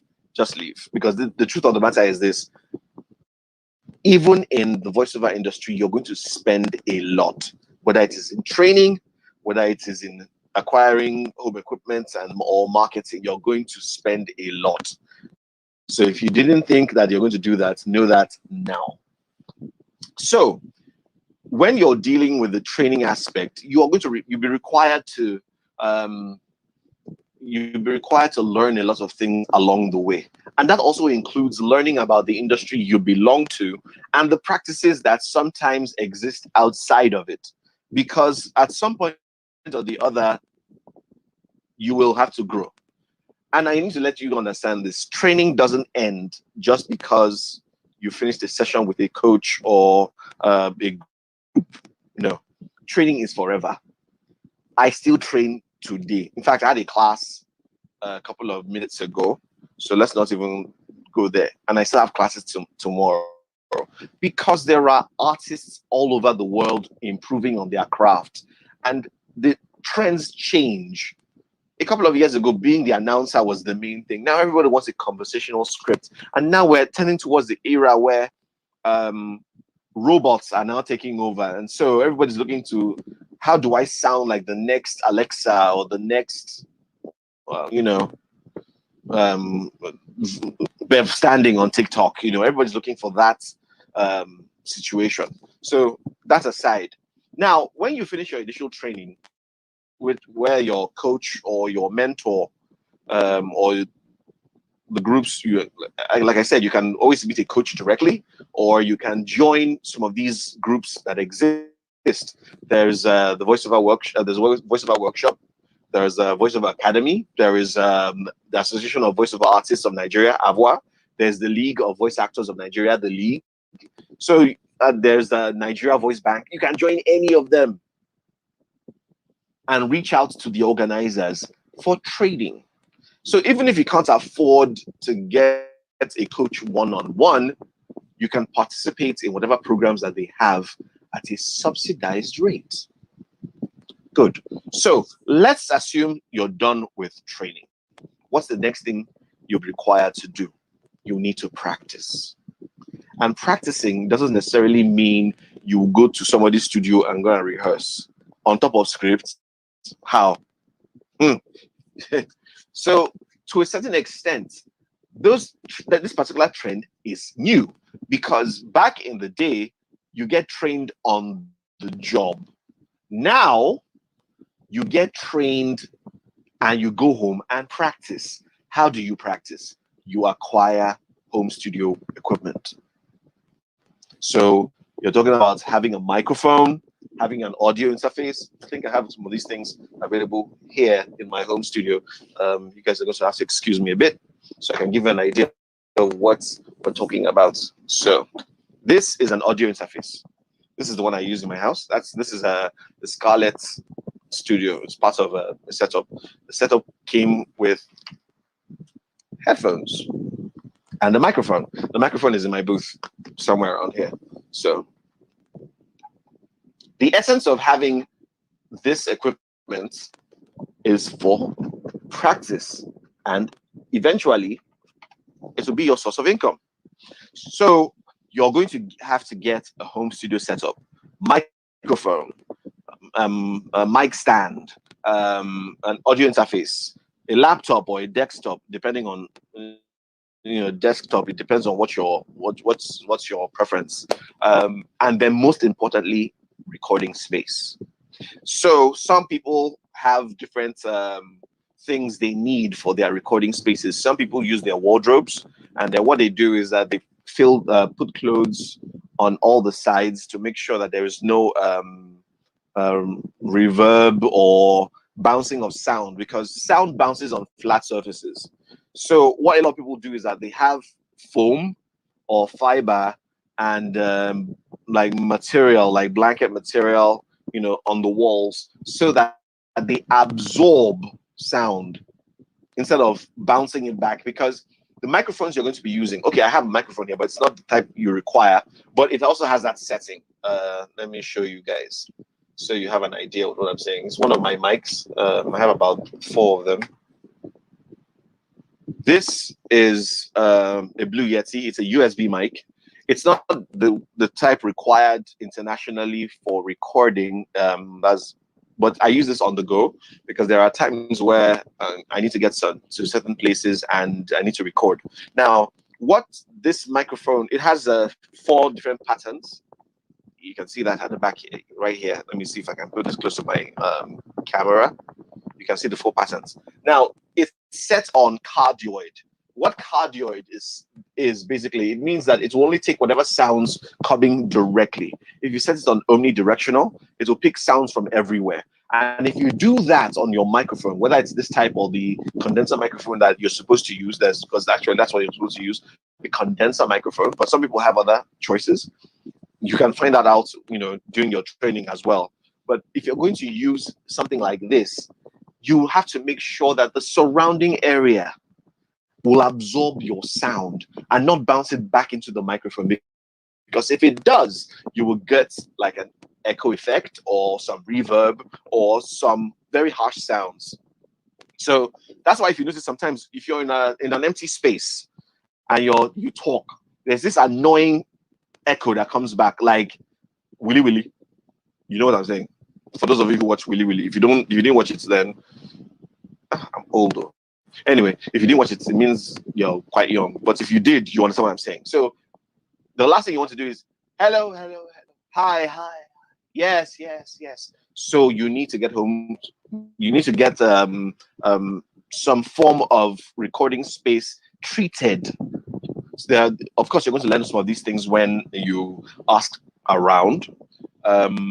Because there are things you can do to improve your recording space. You could pad your walls. I didn't bother padding my walls because I have my walls right here. I didn't bother padding it because I have a booth, and my booth is constructed. It was designed by me and a friend of mine, Ikenna Izoka.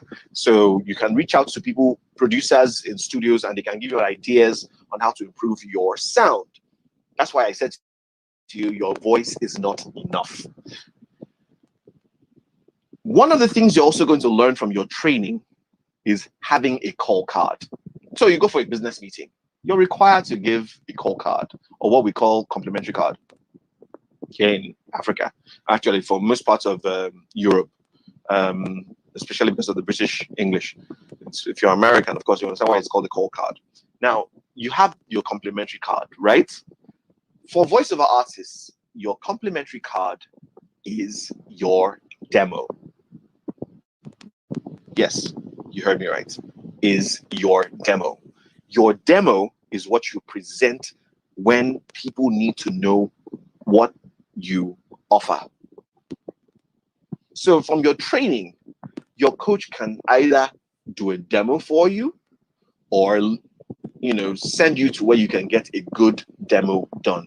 Please, some of you already are professional artists. Do not do your demo yourself unless you are proficient with using your home studio setup. And I'm not talking about just editing. I mean post-production.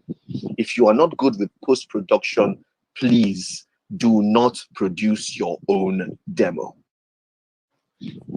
There are tons of producers out there who will do you a professional demo, and the demo is supposed to display your ability.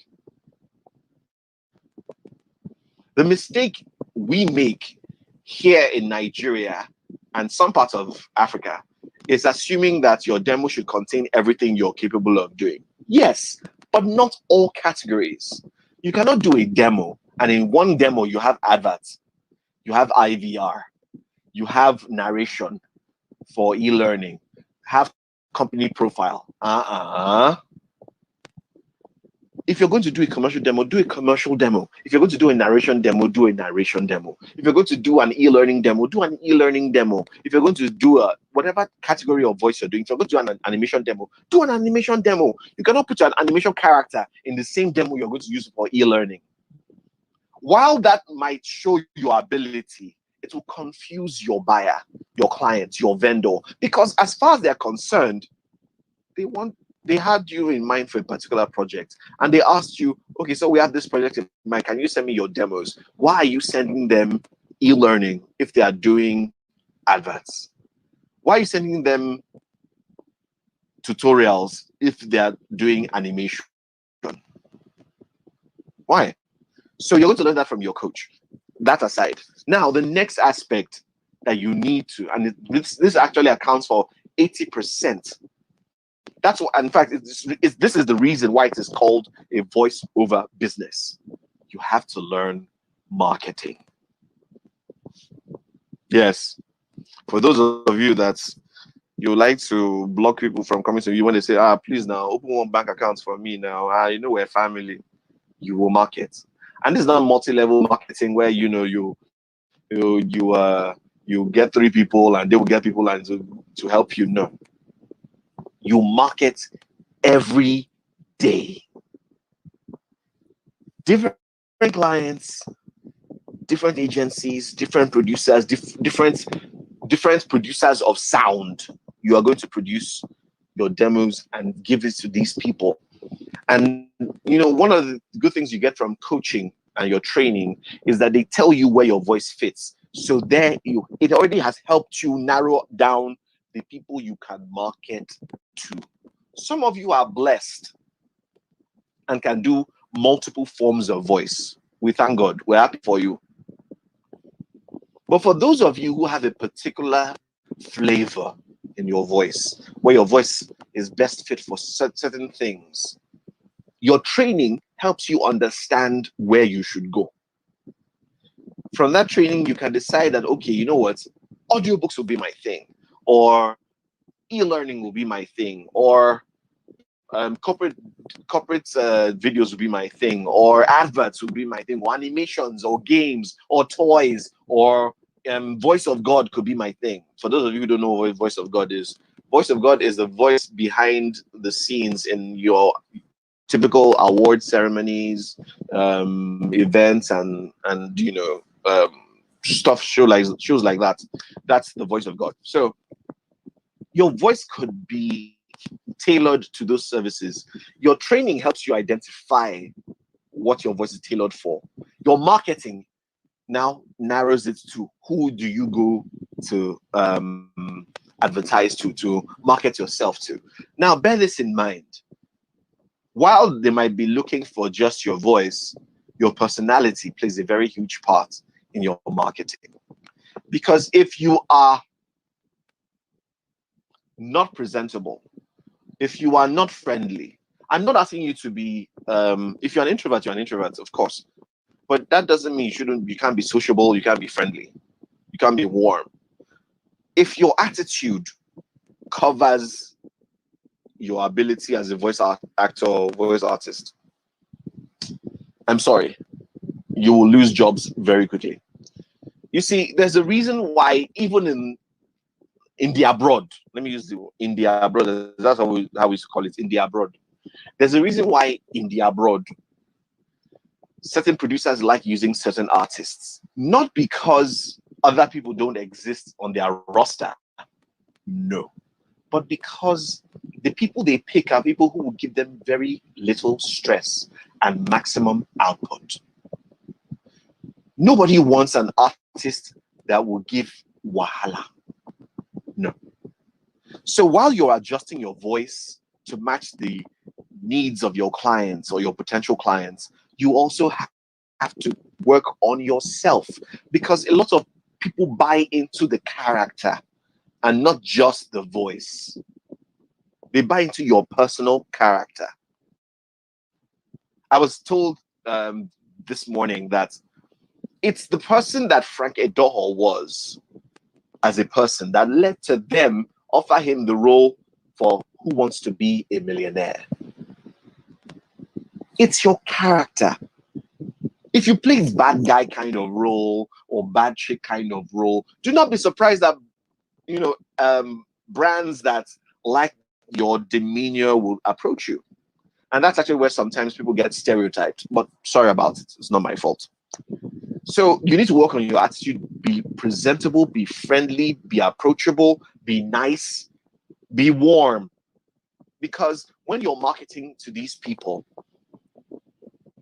it's very important that you understand the business and also understand people. Because sometimes, even when you don't get the job, because of your attitude, when they realize, oh wow, this person is actually very nice, even though she's not, or he or she is not the person we want for this job, they're actually very nice. Please, the next job that comes, remind me so I can give her a buzz. It happens. In fact, that has happened to me a lot. Now, when you're marketing, that's what you are going to learn about client management. Some clients you're going to lose. In fact, your conversion rates will be dependent on how well you market, how good you are in terms of your demos, and how approachable you are in terms of your attitude. But you're going to have rejection, a lot of it.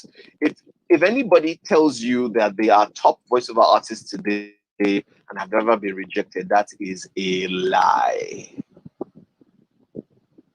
There are some artists who were like, what? How can they say that they did?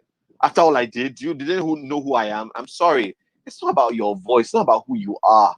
It might just be your voice is wrongly fit for that particular project at that time.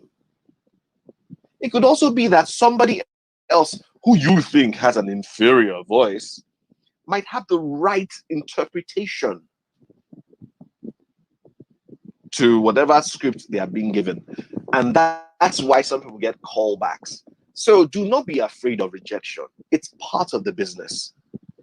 But when you do get a client, you need to also know how to manage your clients. And that's one of the biggest problems some artists face today, especially in this part of the continent, because we don't understand client management. We're used to, we show up, we get the job done, we're out, we wait for when the check comes out, we collect our check, and then we wait for the next job. That is changing. And gradually, one of the reasons why that's changing drastically is this. Agencies are gradually not following the international climate. As a result of that, they tend to accept certain terms and conditions that might not be suitable to everyone, that all the players involved. And as sometimes they get bullied, and then of course every other person in the production chain suffers. What marketing does for you, you bypass all of those obstacles. You do. You bypass all of those obstacles. Sometimes you can market to agencies. Sometimes you can market to production companies. Sometimes you market directly to the clients. Sometimes you market to animators. You never know what your voice can do unless you market. And of course, when you're marketing to them, what are you going to show them? Your demo. So when you get these clients and you're managing them, you find out, because we have what we call good clients, we have bad clients. So the good client, obviously, with time, you also understand that you've cut off bad clients. So we have strategies for doing that. I can't tell you my own strategy. If you want to hear my strategy, bring money. It's plenty of money. But we all have strategies for getting rid of old clients without burning the bridge. Because what is very important is that even if you're cutting off a client, you will do so without burning the bridges, because sometimes, and actually a lot of times, some of your work is as a result of recommendation.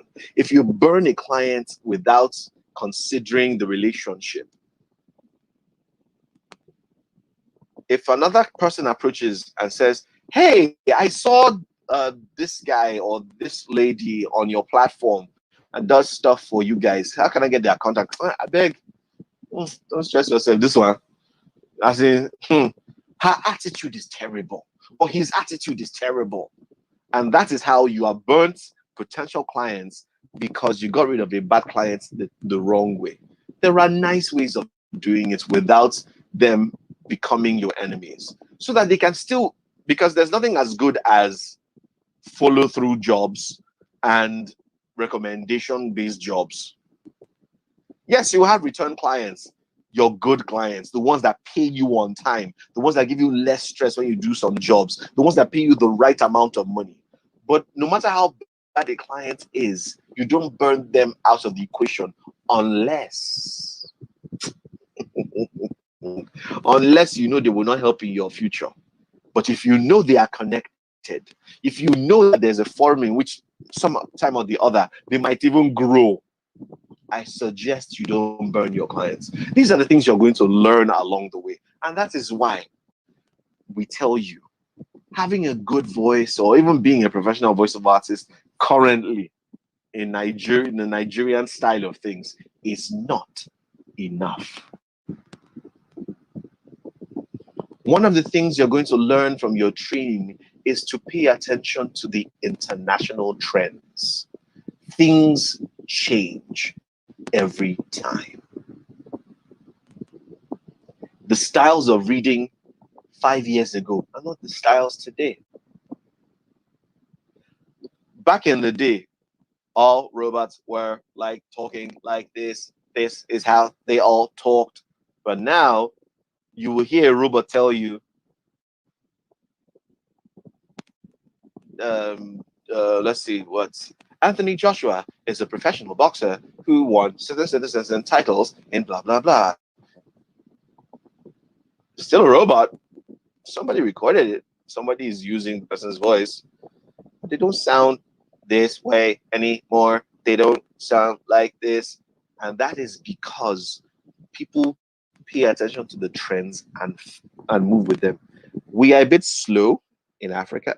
Actually, so we are very slow in Africa in picking up these trends. That's why lots of times you find just a handful of voices in different countries that are picking it at the right time.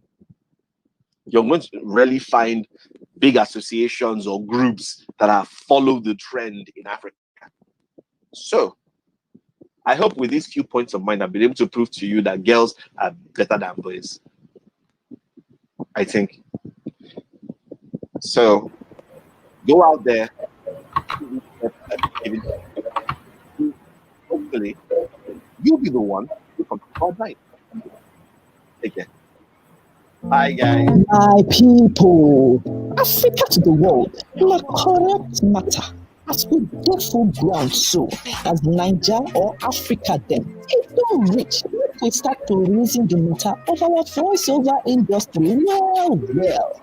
Time don reach make we start to check our sokoto for wetin we dey go look for sokoto.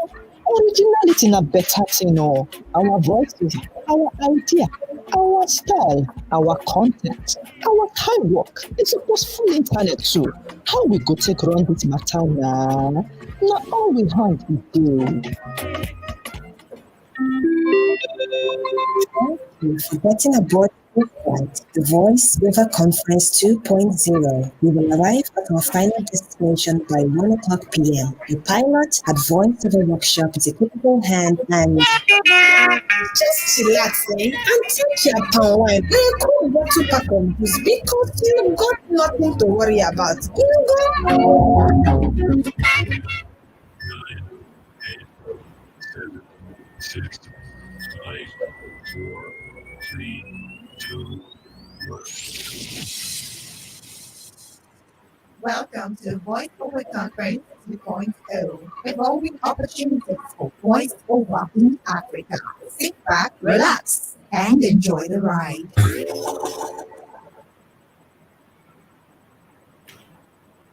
All right, welcome back, guys. Thank you so much, Eric, for that wonderful session. It's been amazing. It's been inspiring. There's so much to learn out there. So much. I hope we have our pen and paper writing down things that we can work on after this conference for those of us that want to take up a career in voiceover. He says the fact that you can talk well doesn't mean that you can be a very good voiceover actor. You need to get on training. There's so many academies out there, like that's the conveyor of this workshop, Voiceover Academy, and there are various leagues. So guys, there's a lot to do out there. Now we still have so many sessions for today. We have 2 more sessions. After this, We're going to call Judale, a poet and a singer, a Nigerian-born, London-based actor. She's going to do a poem for us, and then we'll bring on board Chili Limba, and then we go to the panel session. We have lots of people that are lined up for the panel session. Guys, follow us on social media, share the links. We still have a lot. Get your lunch. I think it's lunch time, and sit back, relax. So I'm going to read Judale's profile before she comes on board. She's a gospel artist, spoken word poet, author, singer, a songwriter, immersed in creativity, acts from a young age, and she has developed her talents to what they are today. She radiates raw emotions. She radiates raw emotions. I beg you, cannot bite my mouth. That paints a blank canvas and will undoubtedly impact people one way or another. So please, let's welcome Judah Hill.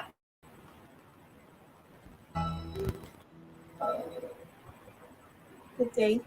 I'm Judah Al Music, and it's such an honor to be here at the Voiceover Conference today.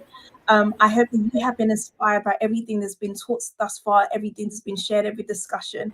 And I've specifically written a spoken word piece just for this conference in particular, knowing that in Africa there's so many voices, old and young, male and female, that carry so much power and potency. And I know that you have taken the very best step right now to even just invest in your voice, invest in what God has given to you. And I wrote this spoken word piece at the same time to really be a blessing, to be an inspiration, and to know that you are on the right track. But even just simply by being at this conference. And I hope that you're inspired by this piece. So, in the womb of this motherland did my mother conceive me, and on your tender soils I took my first steps in, lacing them with my footprints that tell a tale of your glorious days, Africa. It is you we call the land of the great. And still with the beauty of your disciplines, it formed the principles that grew in me to respect those who were before me, as they tell the tales of the land God made, the richness of its proverbs with 1,000 tongues. O motherland, where our forefathers stand, was it not from your loins the beats of the talking drums were formed? Was it not from your sun the melanin in our skin pops? And yet still, even on your rocky roads, you trained our legs to run marathons that can bolt through whatever life throws, passing on the baton with great stewardship, no matter where life turns. And so, to my young African prince, though your destiny may take you to the other side of the country, never forget the grounds that bore you, the land that served you. For as our forefathers taught, the river that forgets its source will soon dry out. But you, my son, are not to forget the delicacies of our intricate spices that have nurtured your taste buds and the principles of her hard work that have brought you to a new world. And yes, your highness, my bold, beautiful African queen, the glow of your skin will always be distinct. And though your crown may carry the weight of a dozen jerry cans, always remember you carry the world on your shoulders beautifully because you can. For with great persistence, you emulate resilience. Merely is your beauty defined by your finely weaved braids, for you are the definition of beauty with brains. And that your children will embrace and call you blessed, for you choose never to give up till your breath has brought them rest. And though we speak of the Proverbs 31 woman with great delicacy, don't forget that the premises of the king's mother Rameses was to speak up for the least of these who may be poor and needy, these whose tongues may be held captive by the circumstances they've been trapped in, yet wrapped in hope that one would be bold, not to remain silent, but behold the beauty in the frequency of the melodies that flow from the abundance of the rivers of your belly, like Africa's victorious falls, pressing its wave against the caves of your vocal folds, so surely it may burst forth into sweet melodies, and believe me, your voice is a remedy. To my African prince and her royal highness queen, raise your voice and speak up. Speak loud, speak bold, and speak proud for the least of these. For in your words is ease to bring the world onto bended knees, to seek its maker for the peace amidst our dire needs. And in the words of David Diop, Africa, my Africa, dare I say, do not remain silent. Open your eyes to see the beauty you behold, the nations you inspire, the sounds you envelope, the culture you cultivate, and the community you elevate, the sons you raise and the daughters you gave, the streets you've paved and the hope that remains, the laugh you give, the dance we swing, the songs we sing, the air we breathe. Africa. Good day. I'm Judah Al Music.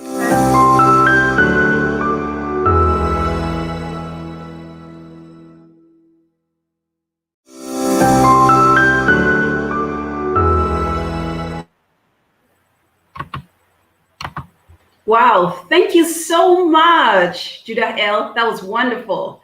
Okay, guys, welcome. This is still the Voiceover Conference 2.0.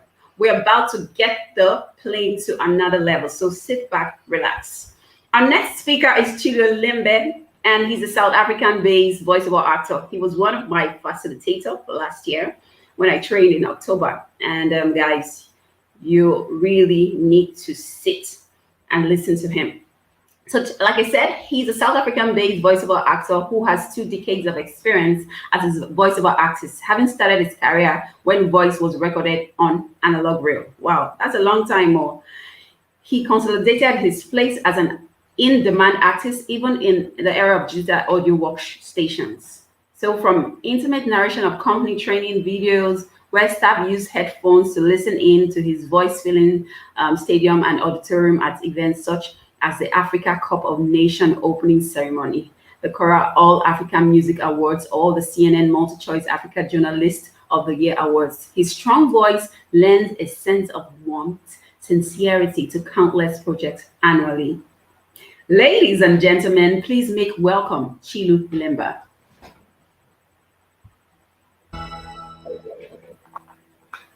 Hello again, it's good to be back. Allow me first of all to say thank you to the Voiceover Workshop for the invitation, for having me back. I've been given as my topic today, what's your long-term plan, knowing how to stay relevant as a voiceover talent? In case you don't know who I am, I'll share a bit about my background, but first, let me play you a recent job that I've voiced.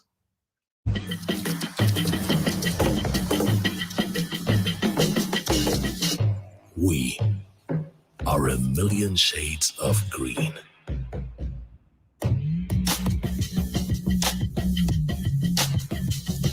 We are a million shades of green.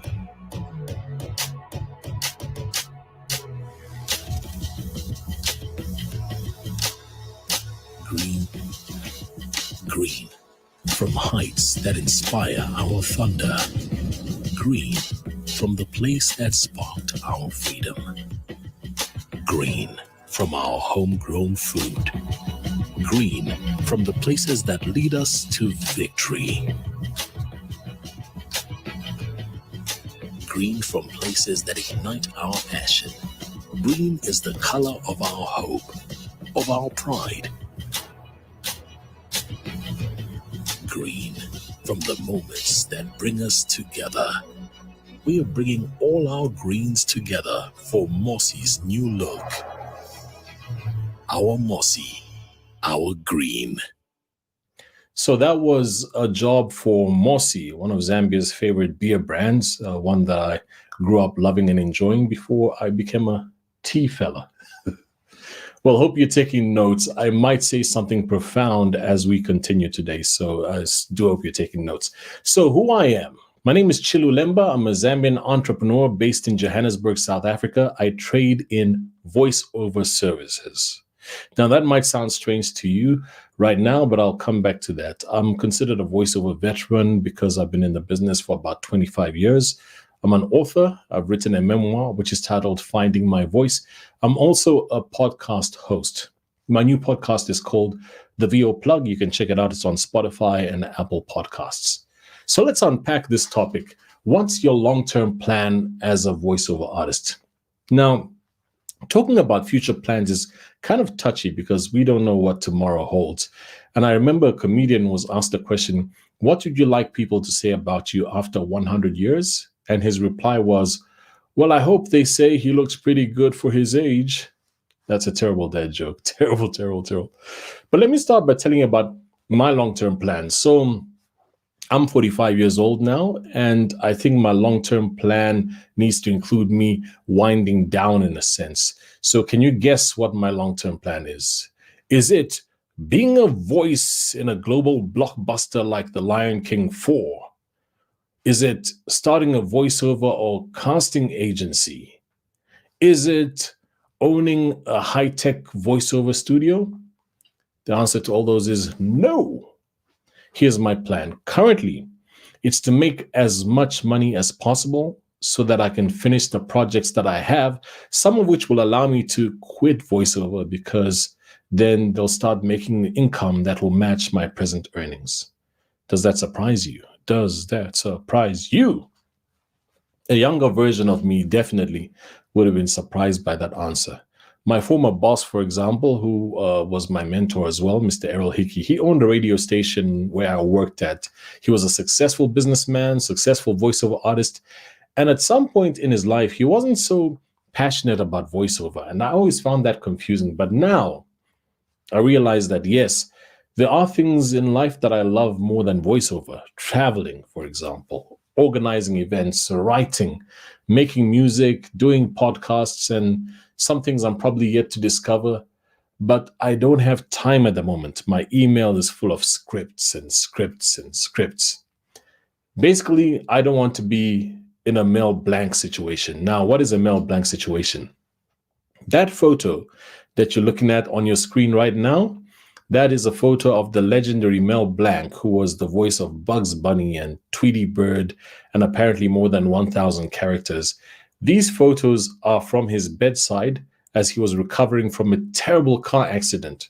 Recording VO from your bed as you recover from a terrible accident, that is not my portion. So that's my goal, to take it easier from VO, because right now I'm very busy, so I can't do too many other things. But let me try and help you, because my situation is different to most.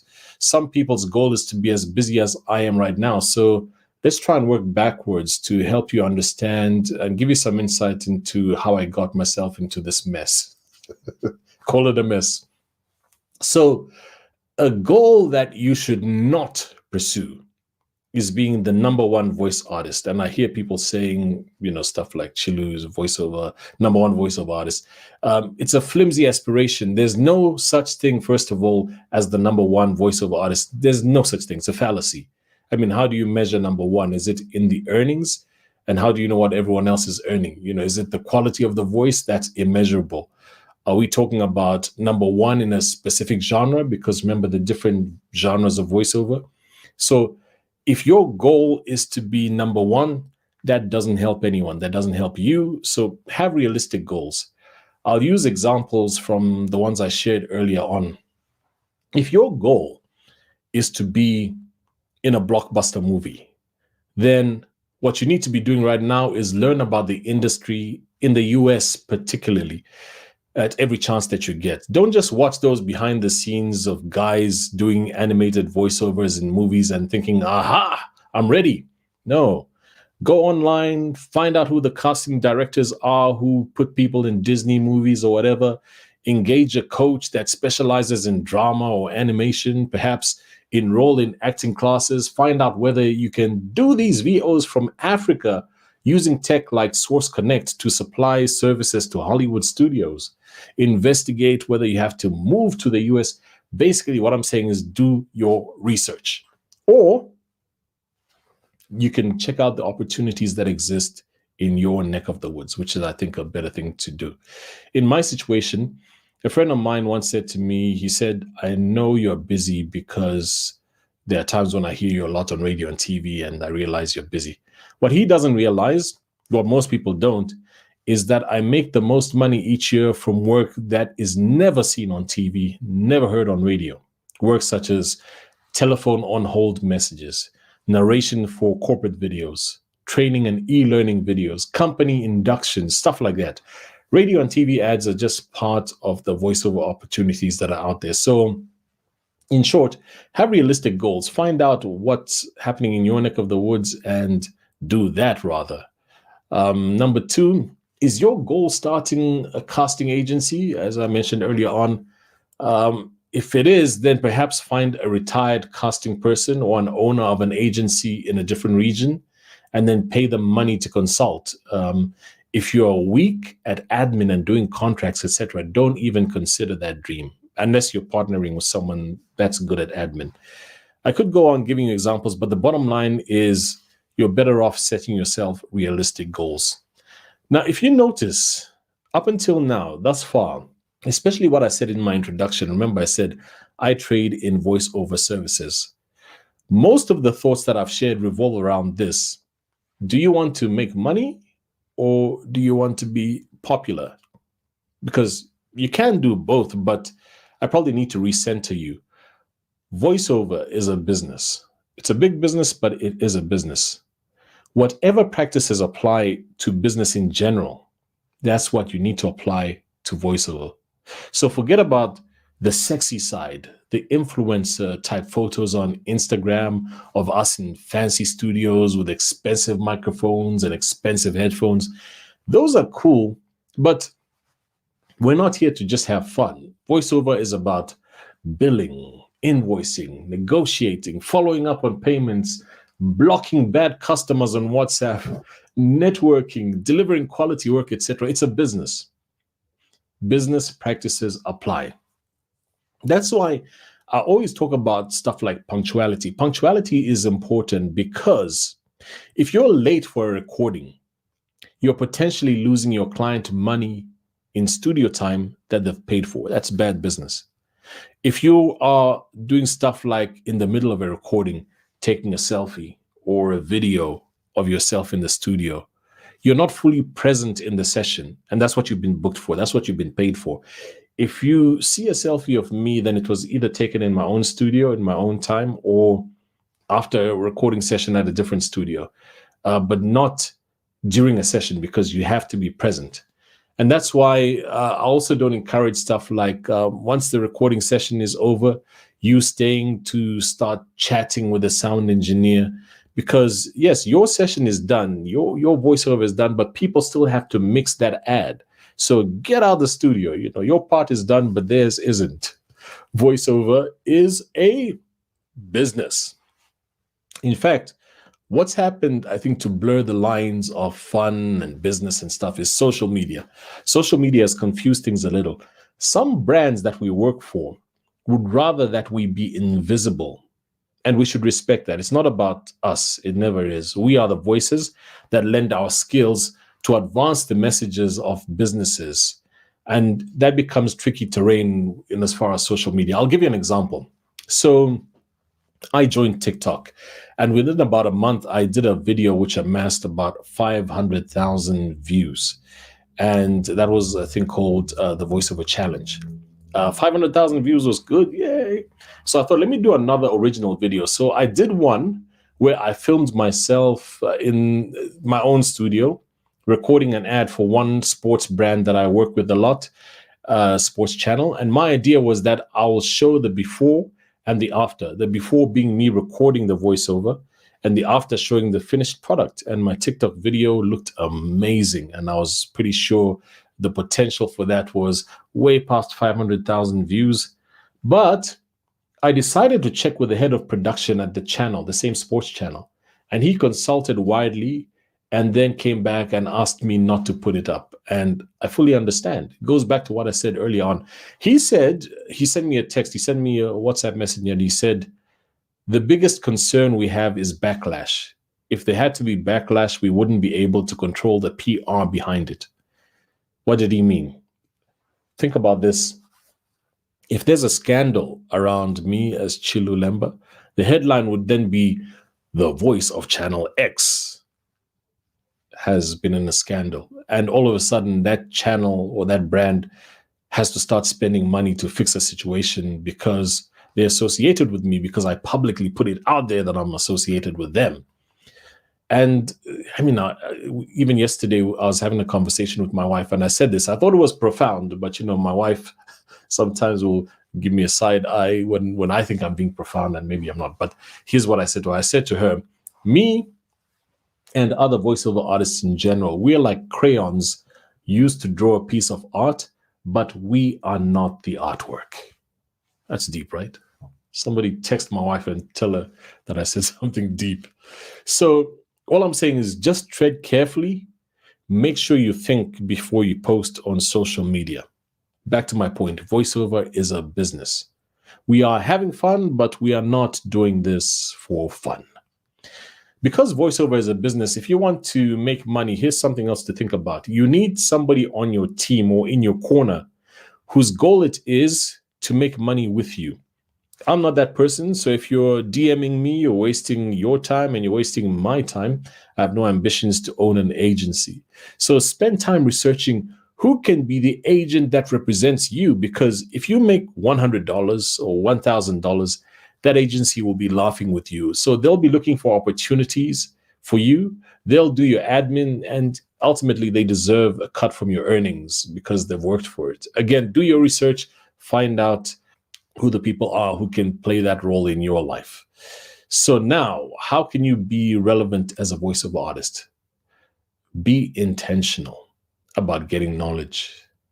The fact that you're here listening to me right now, that you're attending this conference, shows that you are being intentional. So congratulations to you. Then invest in studio gear or home studio equipment. Last year, South Africa had a nationwide lockdown imposed. So guess what? I had a home studio, so it was business as usual with me. The only difference was that I was wearing my pajamas more often when I recorded. But what you will buy, specifically in terms of equipment, will be dependent on you and what you research, but it must be gear that enables you to deliver quality audio.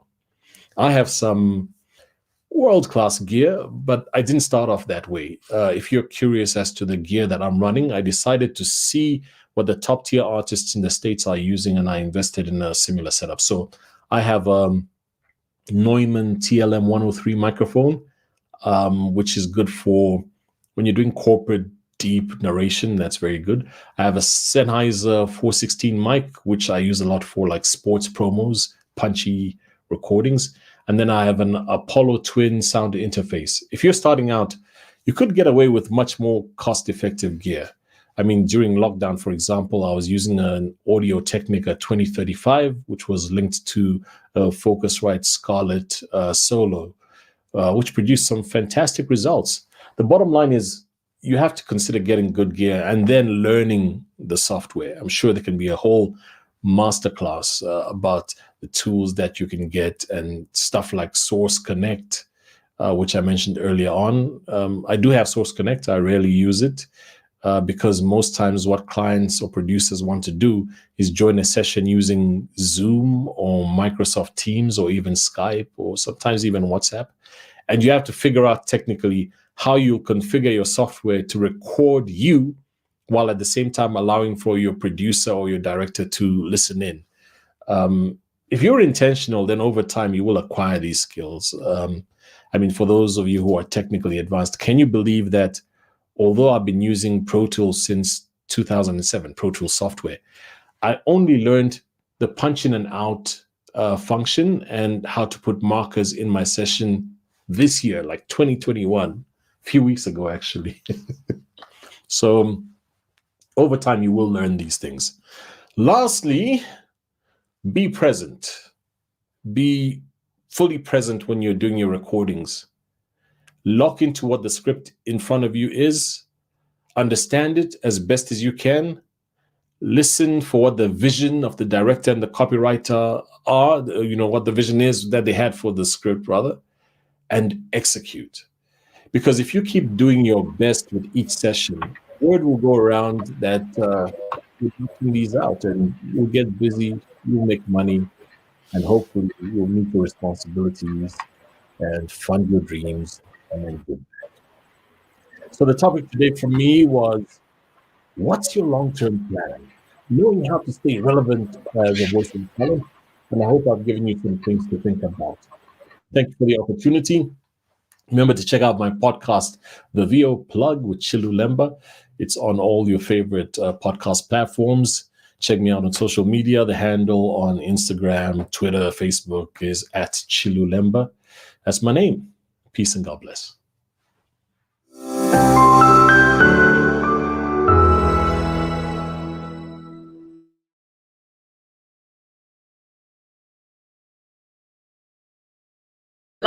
Be fully present. Voiceover is a business. We are the crayon, but we are not the artwork. We're having fun, but we are also making money. Be intentional. Invest in home studio equipment. Learn the software and then have a long-term plan. Guys, we're about to take this plane to the next level. Okay, so don't worry, we'll be finishing the session by 1 p.m. So sit back, don't go anywhere. Just have your water, have your lunch, have your popcorn, and relax because we're bringing in some speakers for the panel session. And the panel session will be taken by Blessing Curry. So I'm going to read out their profile and so you can know a bit about them. So Blessing Curry is a voiceover actor, multimedia personality. She's a trilingual spoken word and a voiceover actor, multimedia personality, social advocate, travel, a vlogger, and event host with a lot of experience in voice acting spanning almost a decade. She has enjoyed the opportunity of not just bringing words to life, but also delivering professionally finished voicing that meets clients' needs. Blessing has a clientele base of internationally renowned brands as well as local organizations. And she's just blessed with a great voice and she's good at it. Okay, so and the next panel, but Blessing will lead that panel, but the next on the panel will be Chioma Opala. Chioma is one of the remarkable voiceover talents in Africa. She's a talented voiceover artist, on-air personality with great communication skills, a facilitator or a singer with hard work training and commitment, and has grown to become an outstanding voiceover talent in the industry. We also have Shenwa Ajayi. Shenwa was one of our facilitators as well. And he's an actor, a producer, a voiceover artist. He's a Nigerian Nollywood actor. When I saw him during class last year, I was like, man, CEO, I'm just getting to meet these guys for free, you know.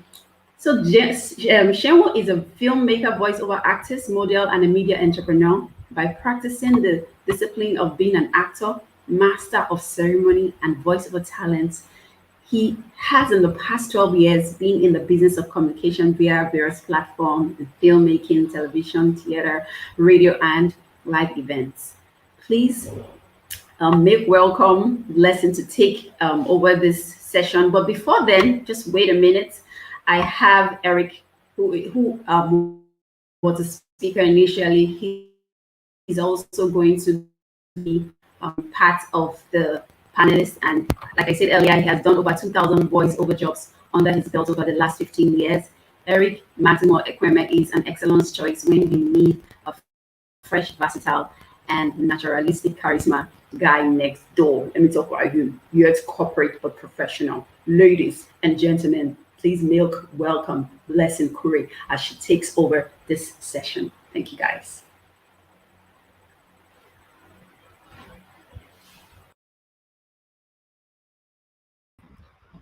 Hello, everyone. Good afternoon. It's afternoon. The sessions have been amazing. My name is Blessing Curry, and I'm elated to be moderating this panel with phenomenal artists such as Shenwo Ajayi, Chioma Opala, Eric Ekweme. I love the name Maximus. It's giving me Transformer vibes. So first things first, our topic today will be challenges and solutions for voiceover business in Africa. If you have joined the session since morning, you would notice that the sessions we've had have touched basically on Africa as a whole and also Nigeria, drawing down pointers from that. The session is supposed to be 20 plus minutes, so we'll make sure we'll just jump right into the conversation to make sure you have an amazing time. So I'm waiting for everyone to join in. Hello, good afternoon. I can't hear you, and I don't know if that's on me. Okay. Hello. Okay, I can hear everybody now. Welcome. Thank you. Hello, Chioma. Hello, Chioma. Hello, Marcus. Hi, Sean. Hi, Hello, everybody. sweetheart. Hi, love. Hi, Eric. Okay. I love your voice. It is amazing. The Maximus impression. Great one. So our topic is challenges and solutions for voiceover business in Africa. Now, the topic itself kind of already hints as to what we're going to be talking about. So I'm just going to break it down with everyone here has years and years of industry knowledge. We already have highlighted some of the challenges in the industry, from absence of unionization to access to of information and training and jobs, as well as market monopoly and basic challenges that affect both our society locally and internationally as well. From your standpoint, we're going to be taking turns to answer between the three panelists. From your standpoint, what are some of the challenges the African voiceover market is currently experiencing? So we'll just start with Chioma. She's top on my screen here. So we'll just start with you. Oh my goodness. Well, hi again. Good afternoon. And thank you to everybody who's put this together, because this is good for information, education, and for the growth of the industry, especially in Nigeria. I feel like the challenges in Africa as a whole would be quite cumbersome. And you can only tell as much by experience. So I would like to center in Nigeria, because Nigeria is where we are. I can talk about that, with a bit more, with my full chest, as we say in Nigeria. So one of the challenges that we have is something that I think Ngozi, the amazing Ngozi, mentioned, and of course Mr. Lemba mentioned as well, is the fact that there's no proper management per se of a voiceover artist. There is no, we don't have enough people understanding that this is actually a system and something that can operate and can be regulated appropriately. There are a lot of bombshells that are going to come out of this conversation, and I know that Eric is going to throw out a lot of them. Yes, sir. There is an association. I'll start with that. And I kudos to those who have been in that association forever. But again, how far have you gone? It's not in the name, it's in the effect. How much effect do you have in the system as an association? And that's where the problem begins. And it's also in the trying to always be individual when we can be collective and achieve bigger things. Right? So everybody thinks that we have this, oh no, I can get this out of it. So because I can get this out of this, let me just stay in my zone and not, butt heads with anybody. Let me just, because I know so and so person in an agency, or I know so and so person in the system, I can get what I want. So hey, why am I fighting for a collective? That is a problem that will continue to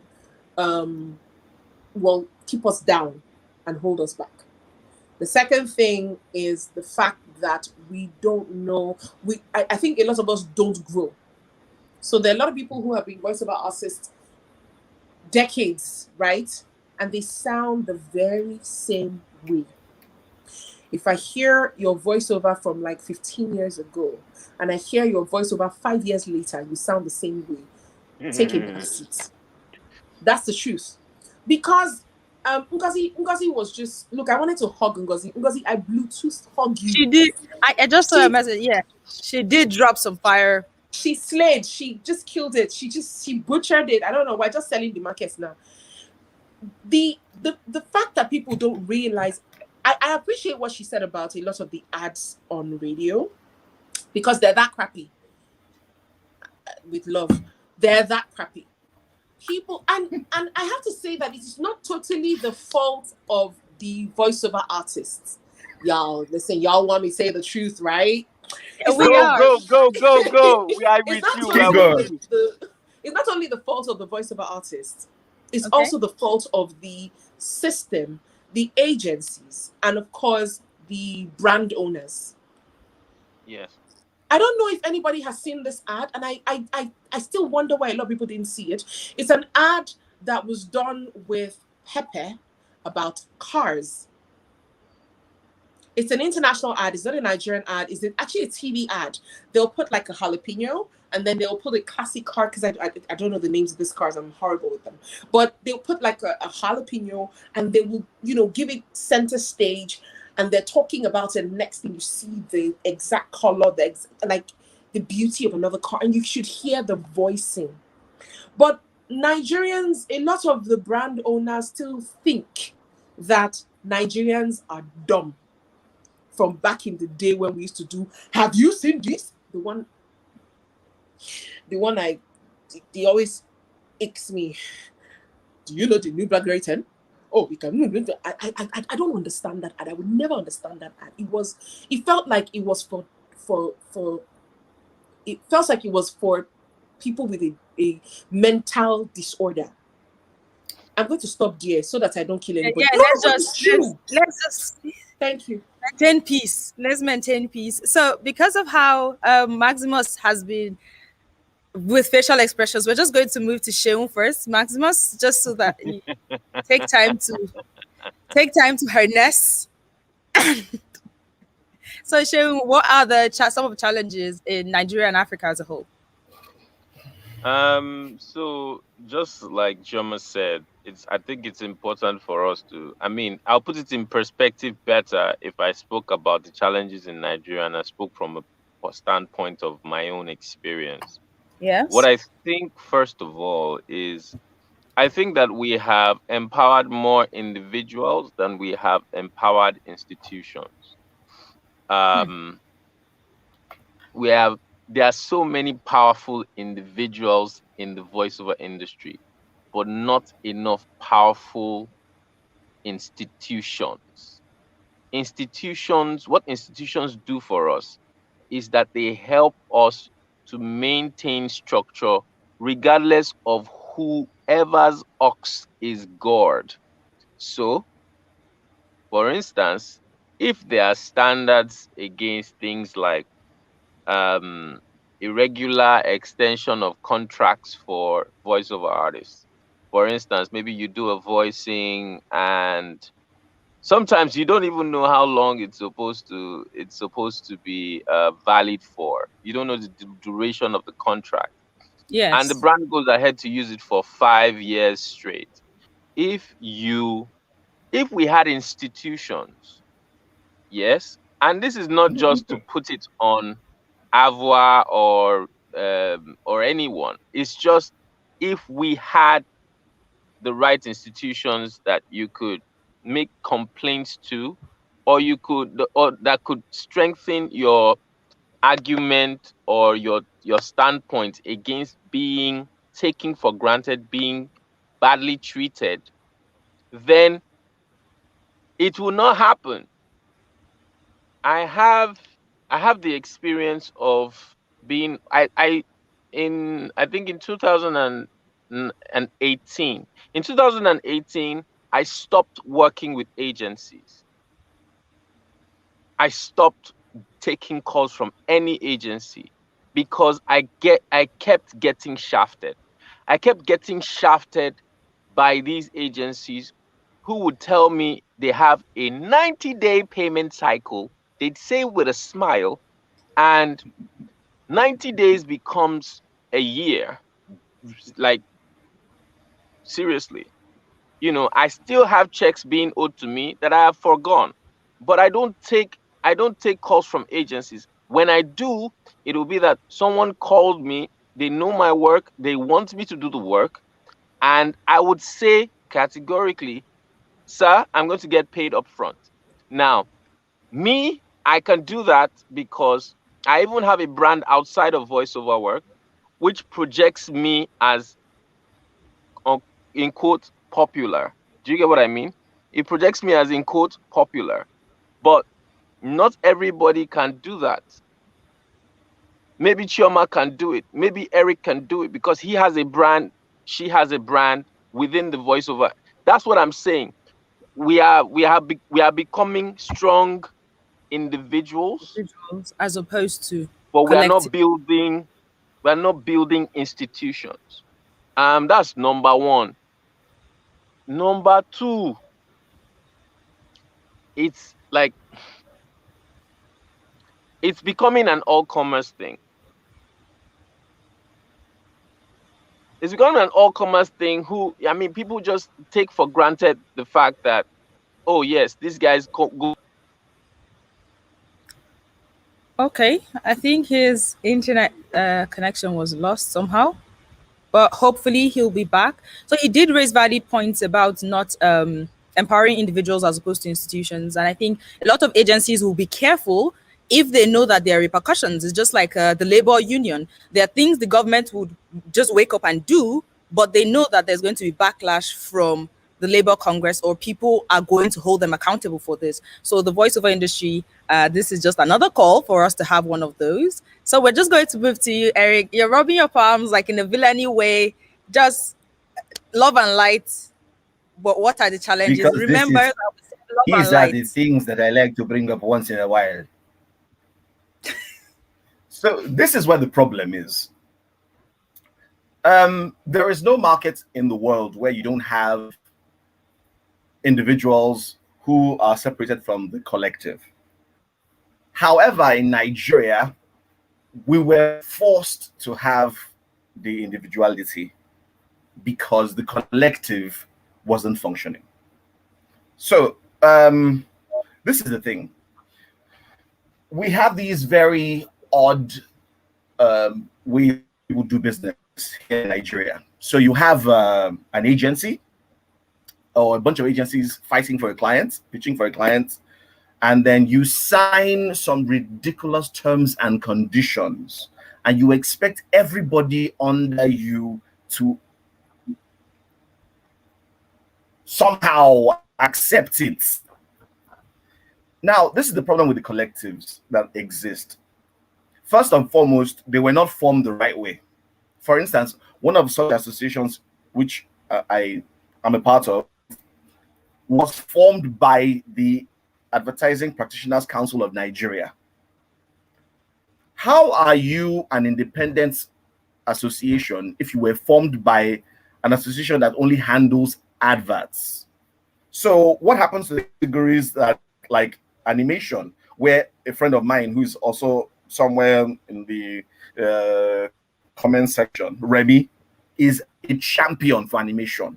He's like a god in the voiceover space for animation here in Nigeria, and yet you're putting the association under advertising? Really? E-learning is not under advertising. No, it's not. Company profiles Only is not under advertising is advertising. under advertising, to be honest. Only advertising is under advertising. Exactly. If I'm doing a tutorial for a company, that's an e-learning stuff for a company for their new staff, it is not advertising. So why is that association under the association for the advertising practitioners? Why? I raised that point and I turned to the bad guy. Agencies have a part in this whole wala, because this is the thing. For the longest time, and I had this conversation with some of the legends of the business. Some of you may have heard the names. Femi Showolu. We used to call him God of Voice. He's no longer God. He's now like the spirit of voice. He has taken over as God of Voice. So I had this conversation with Femi Showolu, Daphne Atera Roberts, Auntie Tosa Ugbeye, and they all said the same thing. For the longest time, agencies have been trying to make sure that collectives don't have power. Because if they have power, they lose relevance. And of course, once they have power, ask the client, why should I deal with an agency when this collective group of people have more power than they do? So for the longest time, they've tried to create divisions and separation through every and any means necessary. Unfortunately, it has worked because Nigerians naturally don't look out for themselves. This is a Nigerian problem. Because when you go, and what I mean Nigerian, in Nigeria problem. Because once these Nigerians leave Nigeria, it's a different ball game. But when we're here, whatever happens, happens. So the concern me mindset.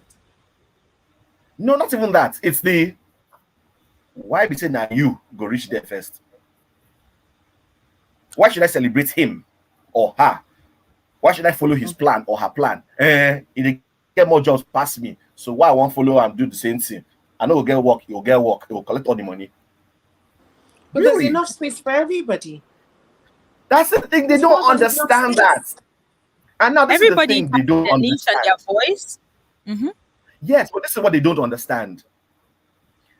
For you to be relevant, you have to make yourself relevant. You cannot come up from, you cannot use, let me use the university style of things. You cannot say, oh, because we're Unilag, you know, we're always going to be there, yeah? We're Unilag, y'all. So I don't know your school, but what, really? We're Unilag. Really? Really?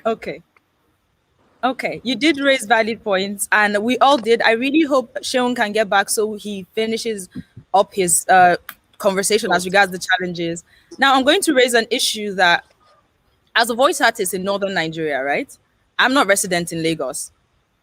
There's there are thousands of voice artists in other parts aside Lagos. I know Lagos is if you want to get in, but let's be honest. I think there was a trend on Twitter where Lagosians were honestly talking about the truth, and they finally accepted how stressful it is to live in Lagos and how expensive. And I mean, they all bared it all. I'm like, wow, I can't believe you all are publicly saying this about yourself. But so not everybody can move to Lagos or would want to move to Lagos. The lifestyle, if you have traveled out of Lagos, you know the lifestyle in Lagos and everywhere else is like this. Totally different. If I move to Lagos now, I'll probably fall sick because it's the stress I can't deal with. So how do voice artists in other parts of the country or other languages, I speak Hausa, and other languages, how can they access these associations or also be a part of this? Because it's like I know we're saying we have agencies, but in my opinion, I have tried to join a few, and you send messages and emails and you don't get feedback. It's like a Lagos Voice Artist Union. Yeah. So how can that be rectified? Harry, go ahead. No, go ahead. No, take this one. Take this one. I don't know I don't know that it's a Lagos market thing. I think that because whether you like it or not, Entertainment Hub is Lagos. Yes. Even if you live in all the other states, we're not gonna, let's be honest. Even if you live in other states, what tends to happen is you make money from there, you come and groove here, right? So there is that. Yeah. But I can't even say, oh, how can you be a part of the organization? Because is there an agency or an organization or an association that we can hold on to? I tell you something. I'm very passionate about voiceover artistry on every level. I've been doing this since I was 15, and I have loved every bit of it. And I am very happy, very excited to give people pointers, train, and all of that. Yeah. In the act of characterization, the art of it, the beauty of it, and all.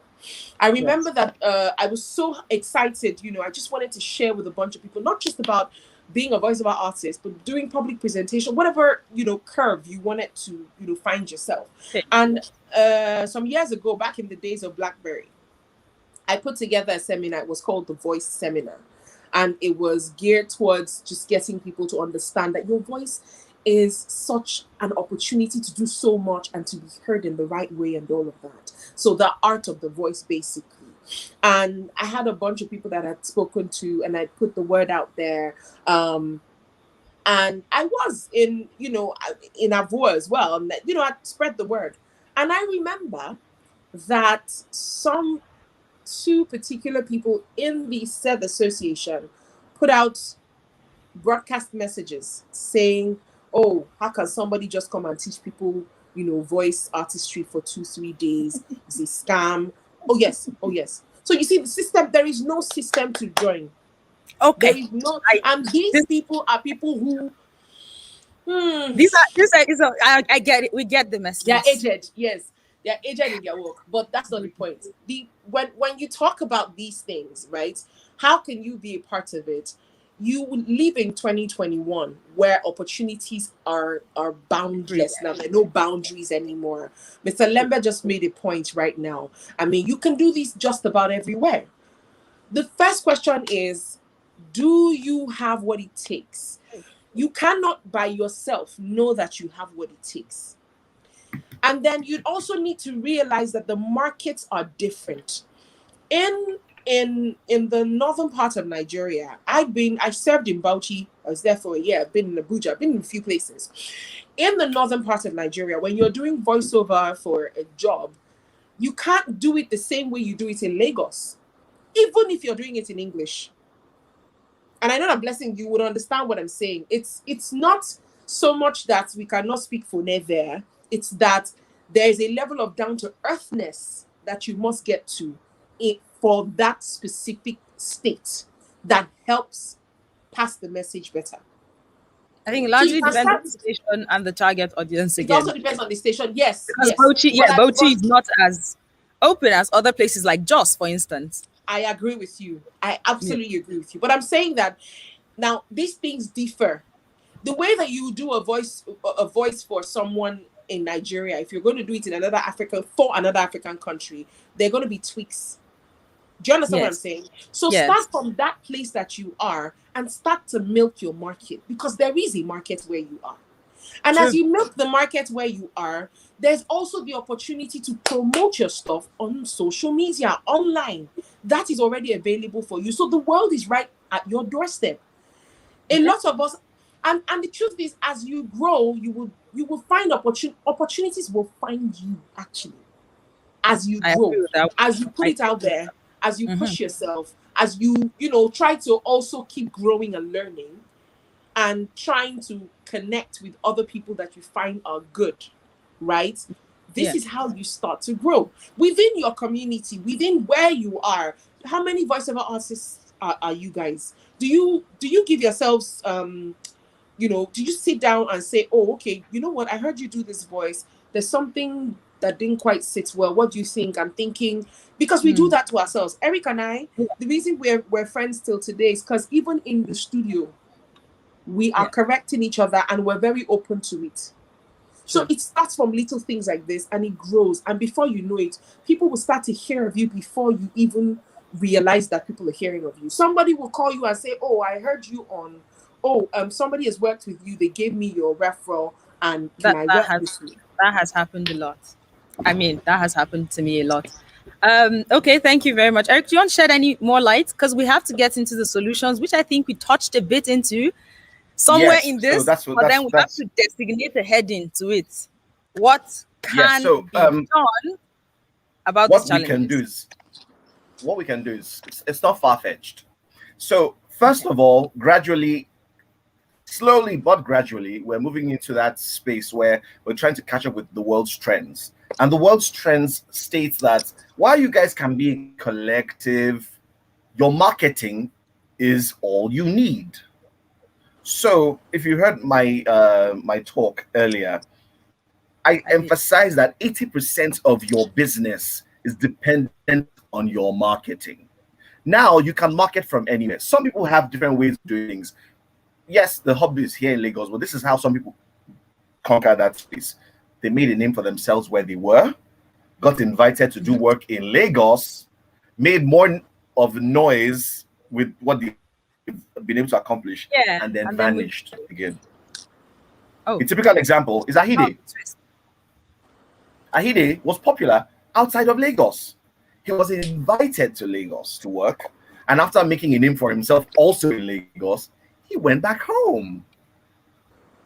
And Ahide is one of the highest earning voiceover artists in the country. I cannot tell you where he lives, because if you do kidnap him, I kidnap you too.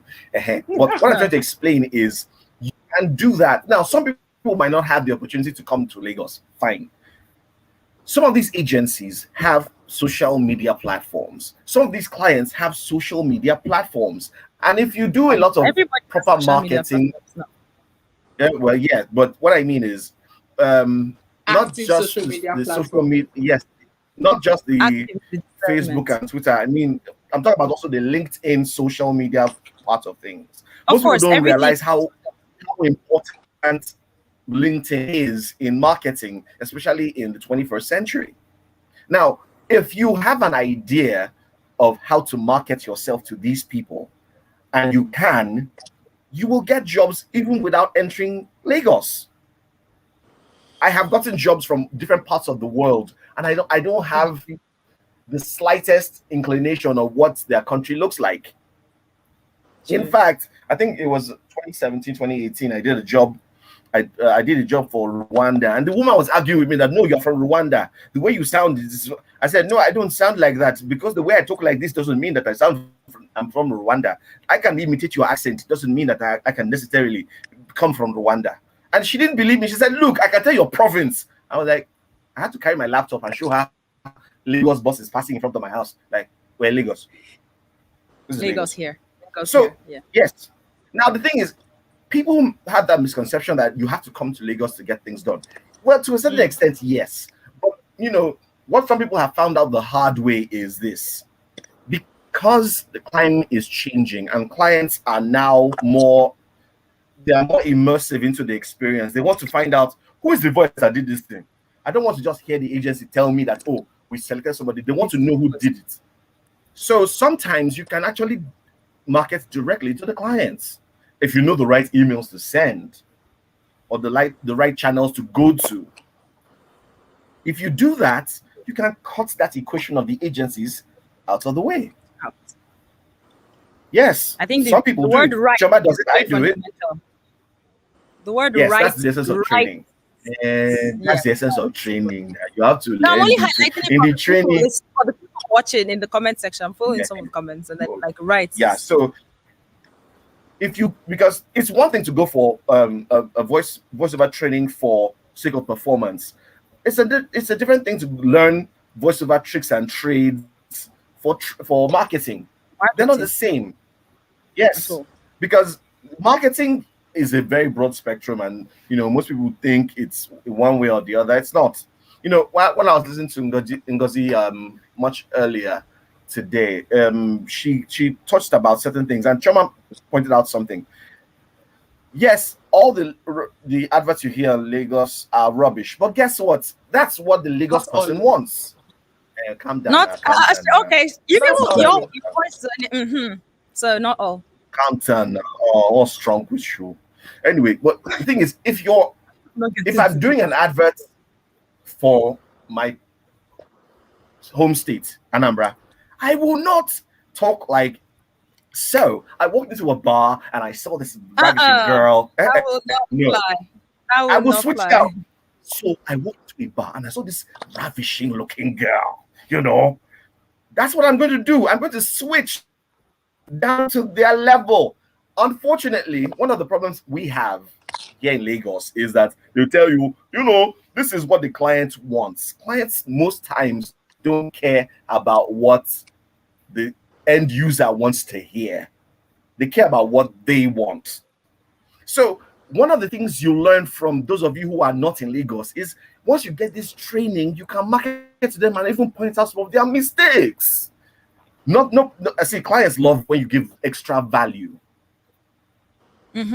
Nobody likes agencies who just keep quiet. They like people who give extra value. So if you include that in your marketing, that extra value, it also gives you a better chance of getting jobs without coming to Lagos. Sorry, I Thank you. want to say this just before. Yeah. Okay. I just you're wanted even to say this is not in a bid to fight against agencies or anybody in particular. This is just in a bid to make sure that we're not just, I mean, voiceover artistry in Nigeria can be a ton more. And it just means that there's a lot of work to be done, but there's also a lot of collaboration that is needed. We need people to see that, first of all, not everybody is a voiceover artist, and that's a given. Second of all, that your voiceover artists are not pepper sellers. So you can't be pricing, it's true. You can't be pricing their market. I have a few minutes I need to run, but you can't be pricing their market, right? You can't be pricing it, oh, okay, let me pay 20. No, it's 50. No, let me pay 22. It doesn't make any sense. And remember that these people, you're not even giving them, a lot of these agencies are not giving you royalties. I'm so sad that Sheun, we lost Sheun, because Sheun said something very apt. You will work with somebody, Can you hear? Are you here? 90 days. And then 1 year later, 2 years later, you're still waiting for that meager money that has devaluated like so drastically, right? And 2 you are years. still pushing. And tomorrow, 2 years later, they will take the same advert and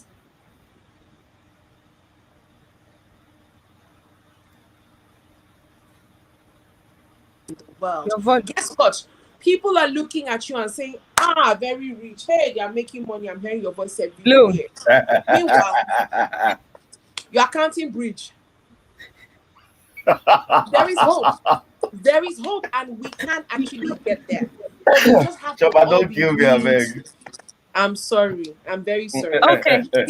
I'm Thank you sorry. so much. Very insightful. Thank you so much. We have just a few minutes to the top of the hour, which is where we draw the curtain of discussion.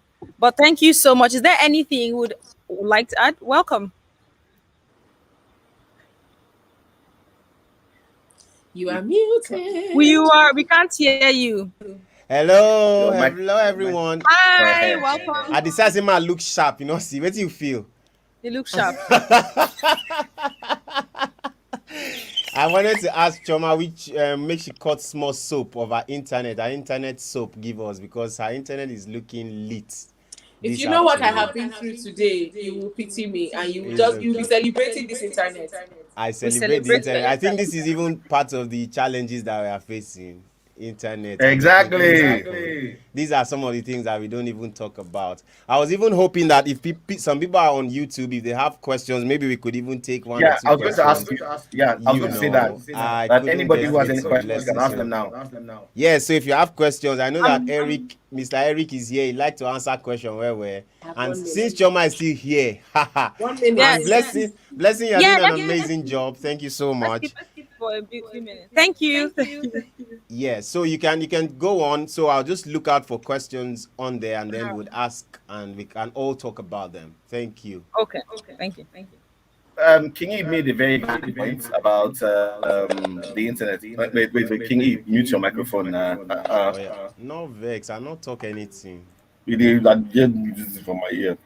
Anyway, so Kingi made a very valid point about the internet, and that's another very huge problem we have here in Africa, here in Nigeria.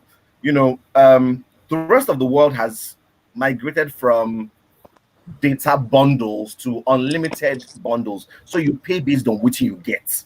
So if you want speeds of between 5 megabytes, to 20 megabytes per second, it's your money that will decide. Here in Nigeria, those services are still very on the premium side of things.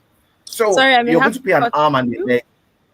Oh, okay. I think sorry, I'm not to cut you short. We have a few questions and just a few minutes. Someone Bridge Consult. Okay, I'm the question. Bridge Consult is asking how can we market our work even when we are far from I think we've already addressed that, Bridge. No, we just already addressed that. Yes, we already have. Yes, in depth. Tolulope says, can your previous voiceover job serve as a demo? Absolutely. Yes. Absolutely. Okay. So that's only one word. Absolutely. There are two ways. Okay. No, let me address the demo thing. There are two ways you could do your demo. Your previous jobs could act as your demo, but what it will only do is that it can only cover maybe like 30 seconds or 1 minute. A proper demo would have as much as 5-6 different short reels within them, showing your different abilities on different forms of that same category of voice work. So you can use one job as a demo. Yes, that's why. But some people use it as demo. No, your sample is the one shot something that you send. The demo is now a bunch of stuff to 1 minute. Like a show demo is real. Yeah, but that's why it's called. That's why I said it is, because you have it as a demo or a demo reel. So it depends on which one you have. I have to run. I'm so sorry. You want to run? Okay. Yes, I have to be in another meeting right now. No problem. Thank you very much for your time. Thank you. Don't go anywhere. I'm not going to get to this conversation. Bye-bye. All right. So, Eric, you would have to answer some of the questions we have left. No problem. Online platforms sadly do not have options for Nigerian English accent. Some do not even have African English accents. We need to call them out. Oh no. I need to correct this. Okay, so so the thing is this. Some people want everyday voices. Then you're going to hear your typical Nigerian accent. Some people play that premium because we have, unlike some other countries in Africa, we have a lot of influence to the Western world, especially here in Lagos. And so as a result of that, some of us grew up watching foreign media, talking to friends and colleagues and relatives who are based abroad and live with us. So your indigenous Nigerian accents really don't play a part in advertising here in Lagos if your market is class A, B, C. Now, if you're going down to class D, class E, class F, that's where you most likely hear stuff tailored to the everyday Nigerian.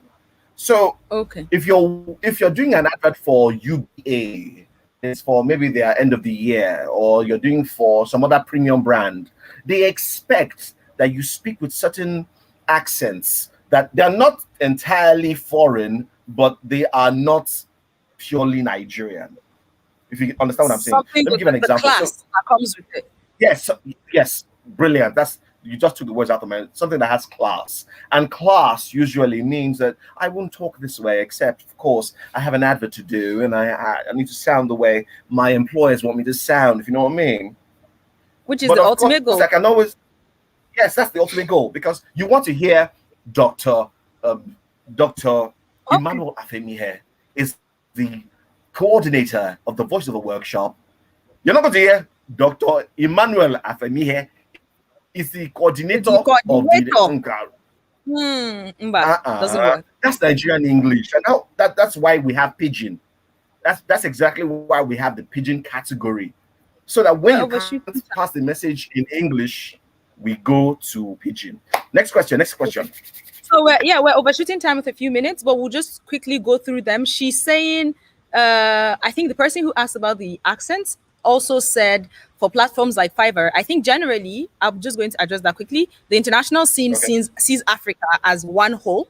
So when they say African accents, most times they don't know the specifics. Some of them don't know the specifics. So some may be specific. Oh, I want you to sound Rwandan. I want you to sound Ugandan. Those are for area specific programs or events or whatever. But some will just say African accents, which means there's a way Africans pronounce their words. You're not going to go all British on them. So it just means sound like your everyday self, not necessarily that. But of course, a lot can be done to improve specific locations as regards voicing. Yes. Well, let me just quickly say this. There's a misconception that all Africans sound alike, and that's not true. You have sectoral forms of English. So if you're southern Africa, that is where you start to sound like this. But those of us who stay in the Western world, we talk more like this. Like, okay, this is how we talk. So, and then of course there is the Middle Eastern way they speak over there. If over there in northern Africa. So, they have the different accents, and people make the misconception of thinking that we all sound alike. We don't. So always when they ask you an African accent, ask them which one.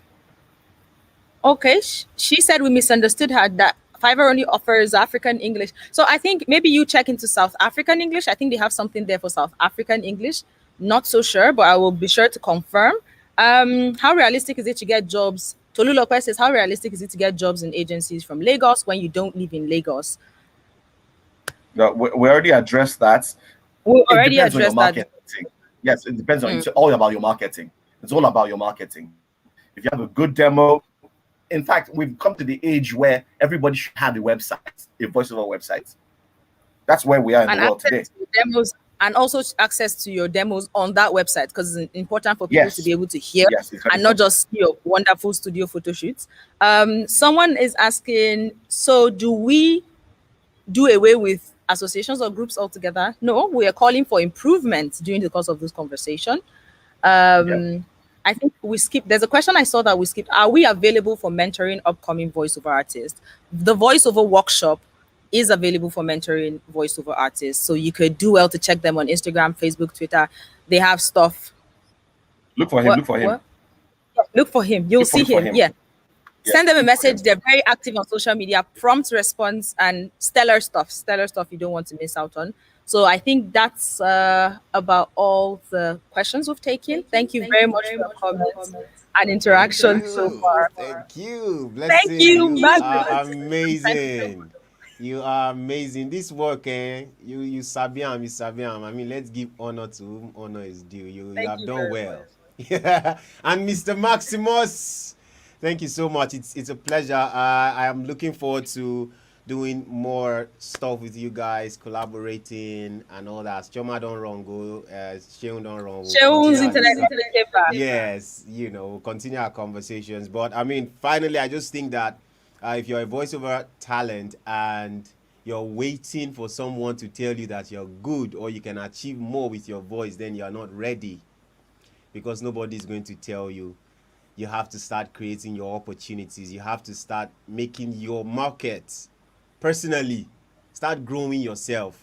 And now, wherever you are, some people are not in Lagos, but they understand what voiceovers are. They understand what it means to sell your brand, your product, your idea. Go online. Like Eric has said, like everyone has said, go online, take charge, own that space, grow from there. No, they wait, say, oh, we are waiting for agencies, we are waiting for someone to call me for a job. Oh, you will stay and you will be waiting. When they call you, you have to have something to even show them. You also exactly. You have to have something to show that you've been working, you've been doing this thing. Okay, this is what I do. So start grinding, guys. That's the whole idea. Thank you so much, people. I think I have to let you all go because it's time to say goodbye. Wait. I saw one question. It's from Mazino. Who's going to talk about collectively creating value, voiceover jobs, creating a benchmark that must be devalued by clients? Where is the question? Mazino, me and you did this business. So who is asking the question? Mazino. Oga. An elder is asking this question. An elder is asking this question. He's just pointing it out for everybody that is on session because this is not for himself. Yes. This is what I creating value. Okay. Go on, Eric. This is what I think. I think that until we start to compete with the standards outside of Nigeria, clients will never understand the value that we give them. We give our awards based on our standards. Why not pitch towards an international award ceremony, Cannes Awards, or one of these other ones? By the time you see that, oh, your entry didn't even get through the door, nobody will tell you. You want to improve on your standards. That's the way I see it. Until we can push them to see that our content is not matching the standards, they won't understand that. Okay.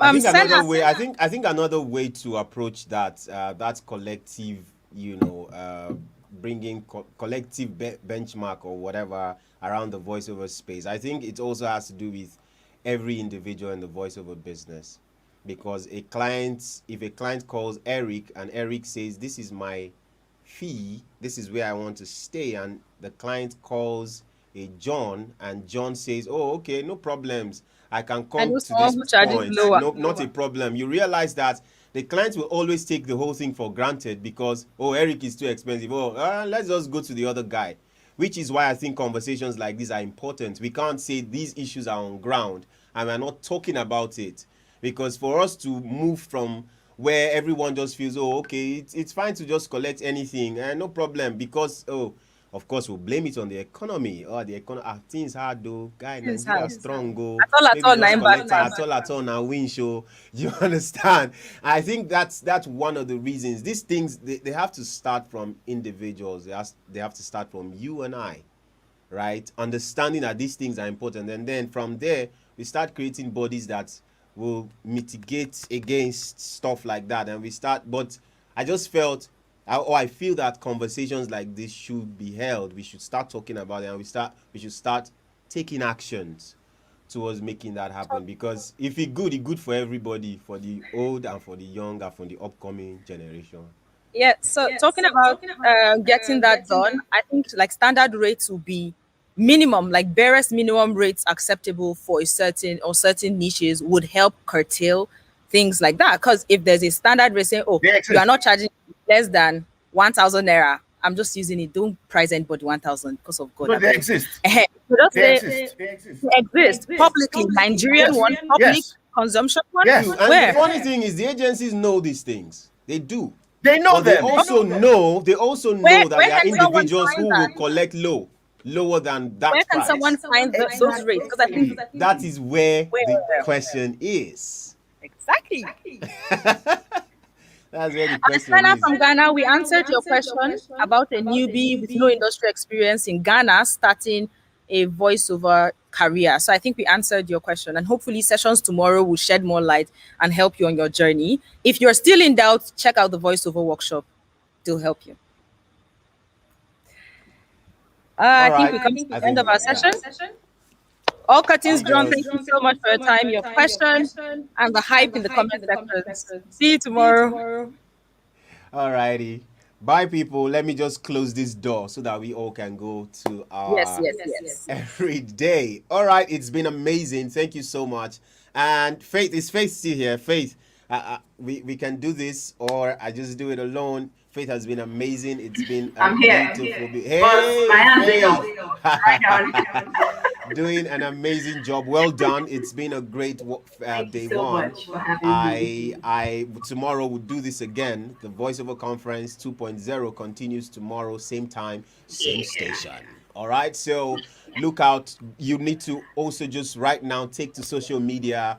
Tell us your experience. Tag us on posts. Say what you feel that we can even do better, so that as we grow, we keep improving. Thank you so much. It has been amazing doing this with you all. Thank you for watching. Like, share, comment, and tell friends that the voiceover in Africa is changing and we are doing better. Okay? And don't forget, no one will help you become that person you want to be in life.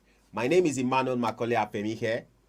Keep learning, keep growing, and remember, talk is cheap, but your voice can be expensive.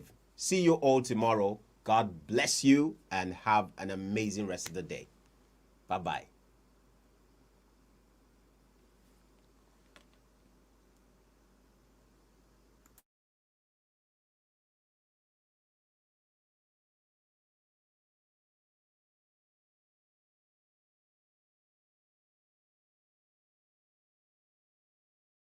Correct matter. As we dey full ground so, as Naija or Africa dem, it don't reach. Make we start to reason the matter of our voiceover industry well. Time don't reach. Make we start to check our Sokoto. For wetin we dey go look for Sokoto. Originality na better thing o. Our voiceover, our idea, our style, our content, our kind work is supposed full internet too. How we go take run this matter na? Na all we hand it do. If you would tell the story of a great big continent and that of its people, if you would show the beauty of Africa's diverse cultures and the viability of its groundbreaking ideas, then you wouldn't want to tell those stories without its sights and sounds. Without Africa's voices, its heartbeat will be in doubt. Come, learn to let loose your sound and make your voice heard at the second virtual edition of the Voiceover Conference. You will be guided by voiceover experts and agency leaders who will unveil secrets of voiceover that will help position you to take advantage of the evolving opportunities for voiceover in Africa. Date, Friday 28th and Saturday 29th of May 2021. Time is 10 a.m. daily. This event is free, but to attend, registration is required. Please visit www.thevoiceoverconference.com, powered by the Voiceover Workshop and Media.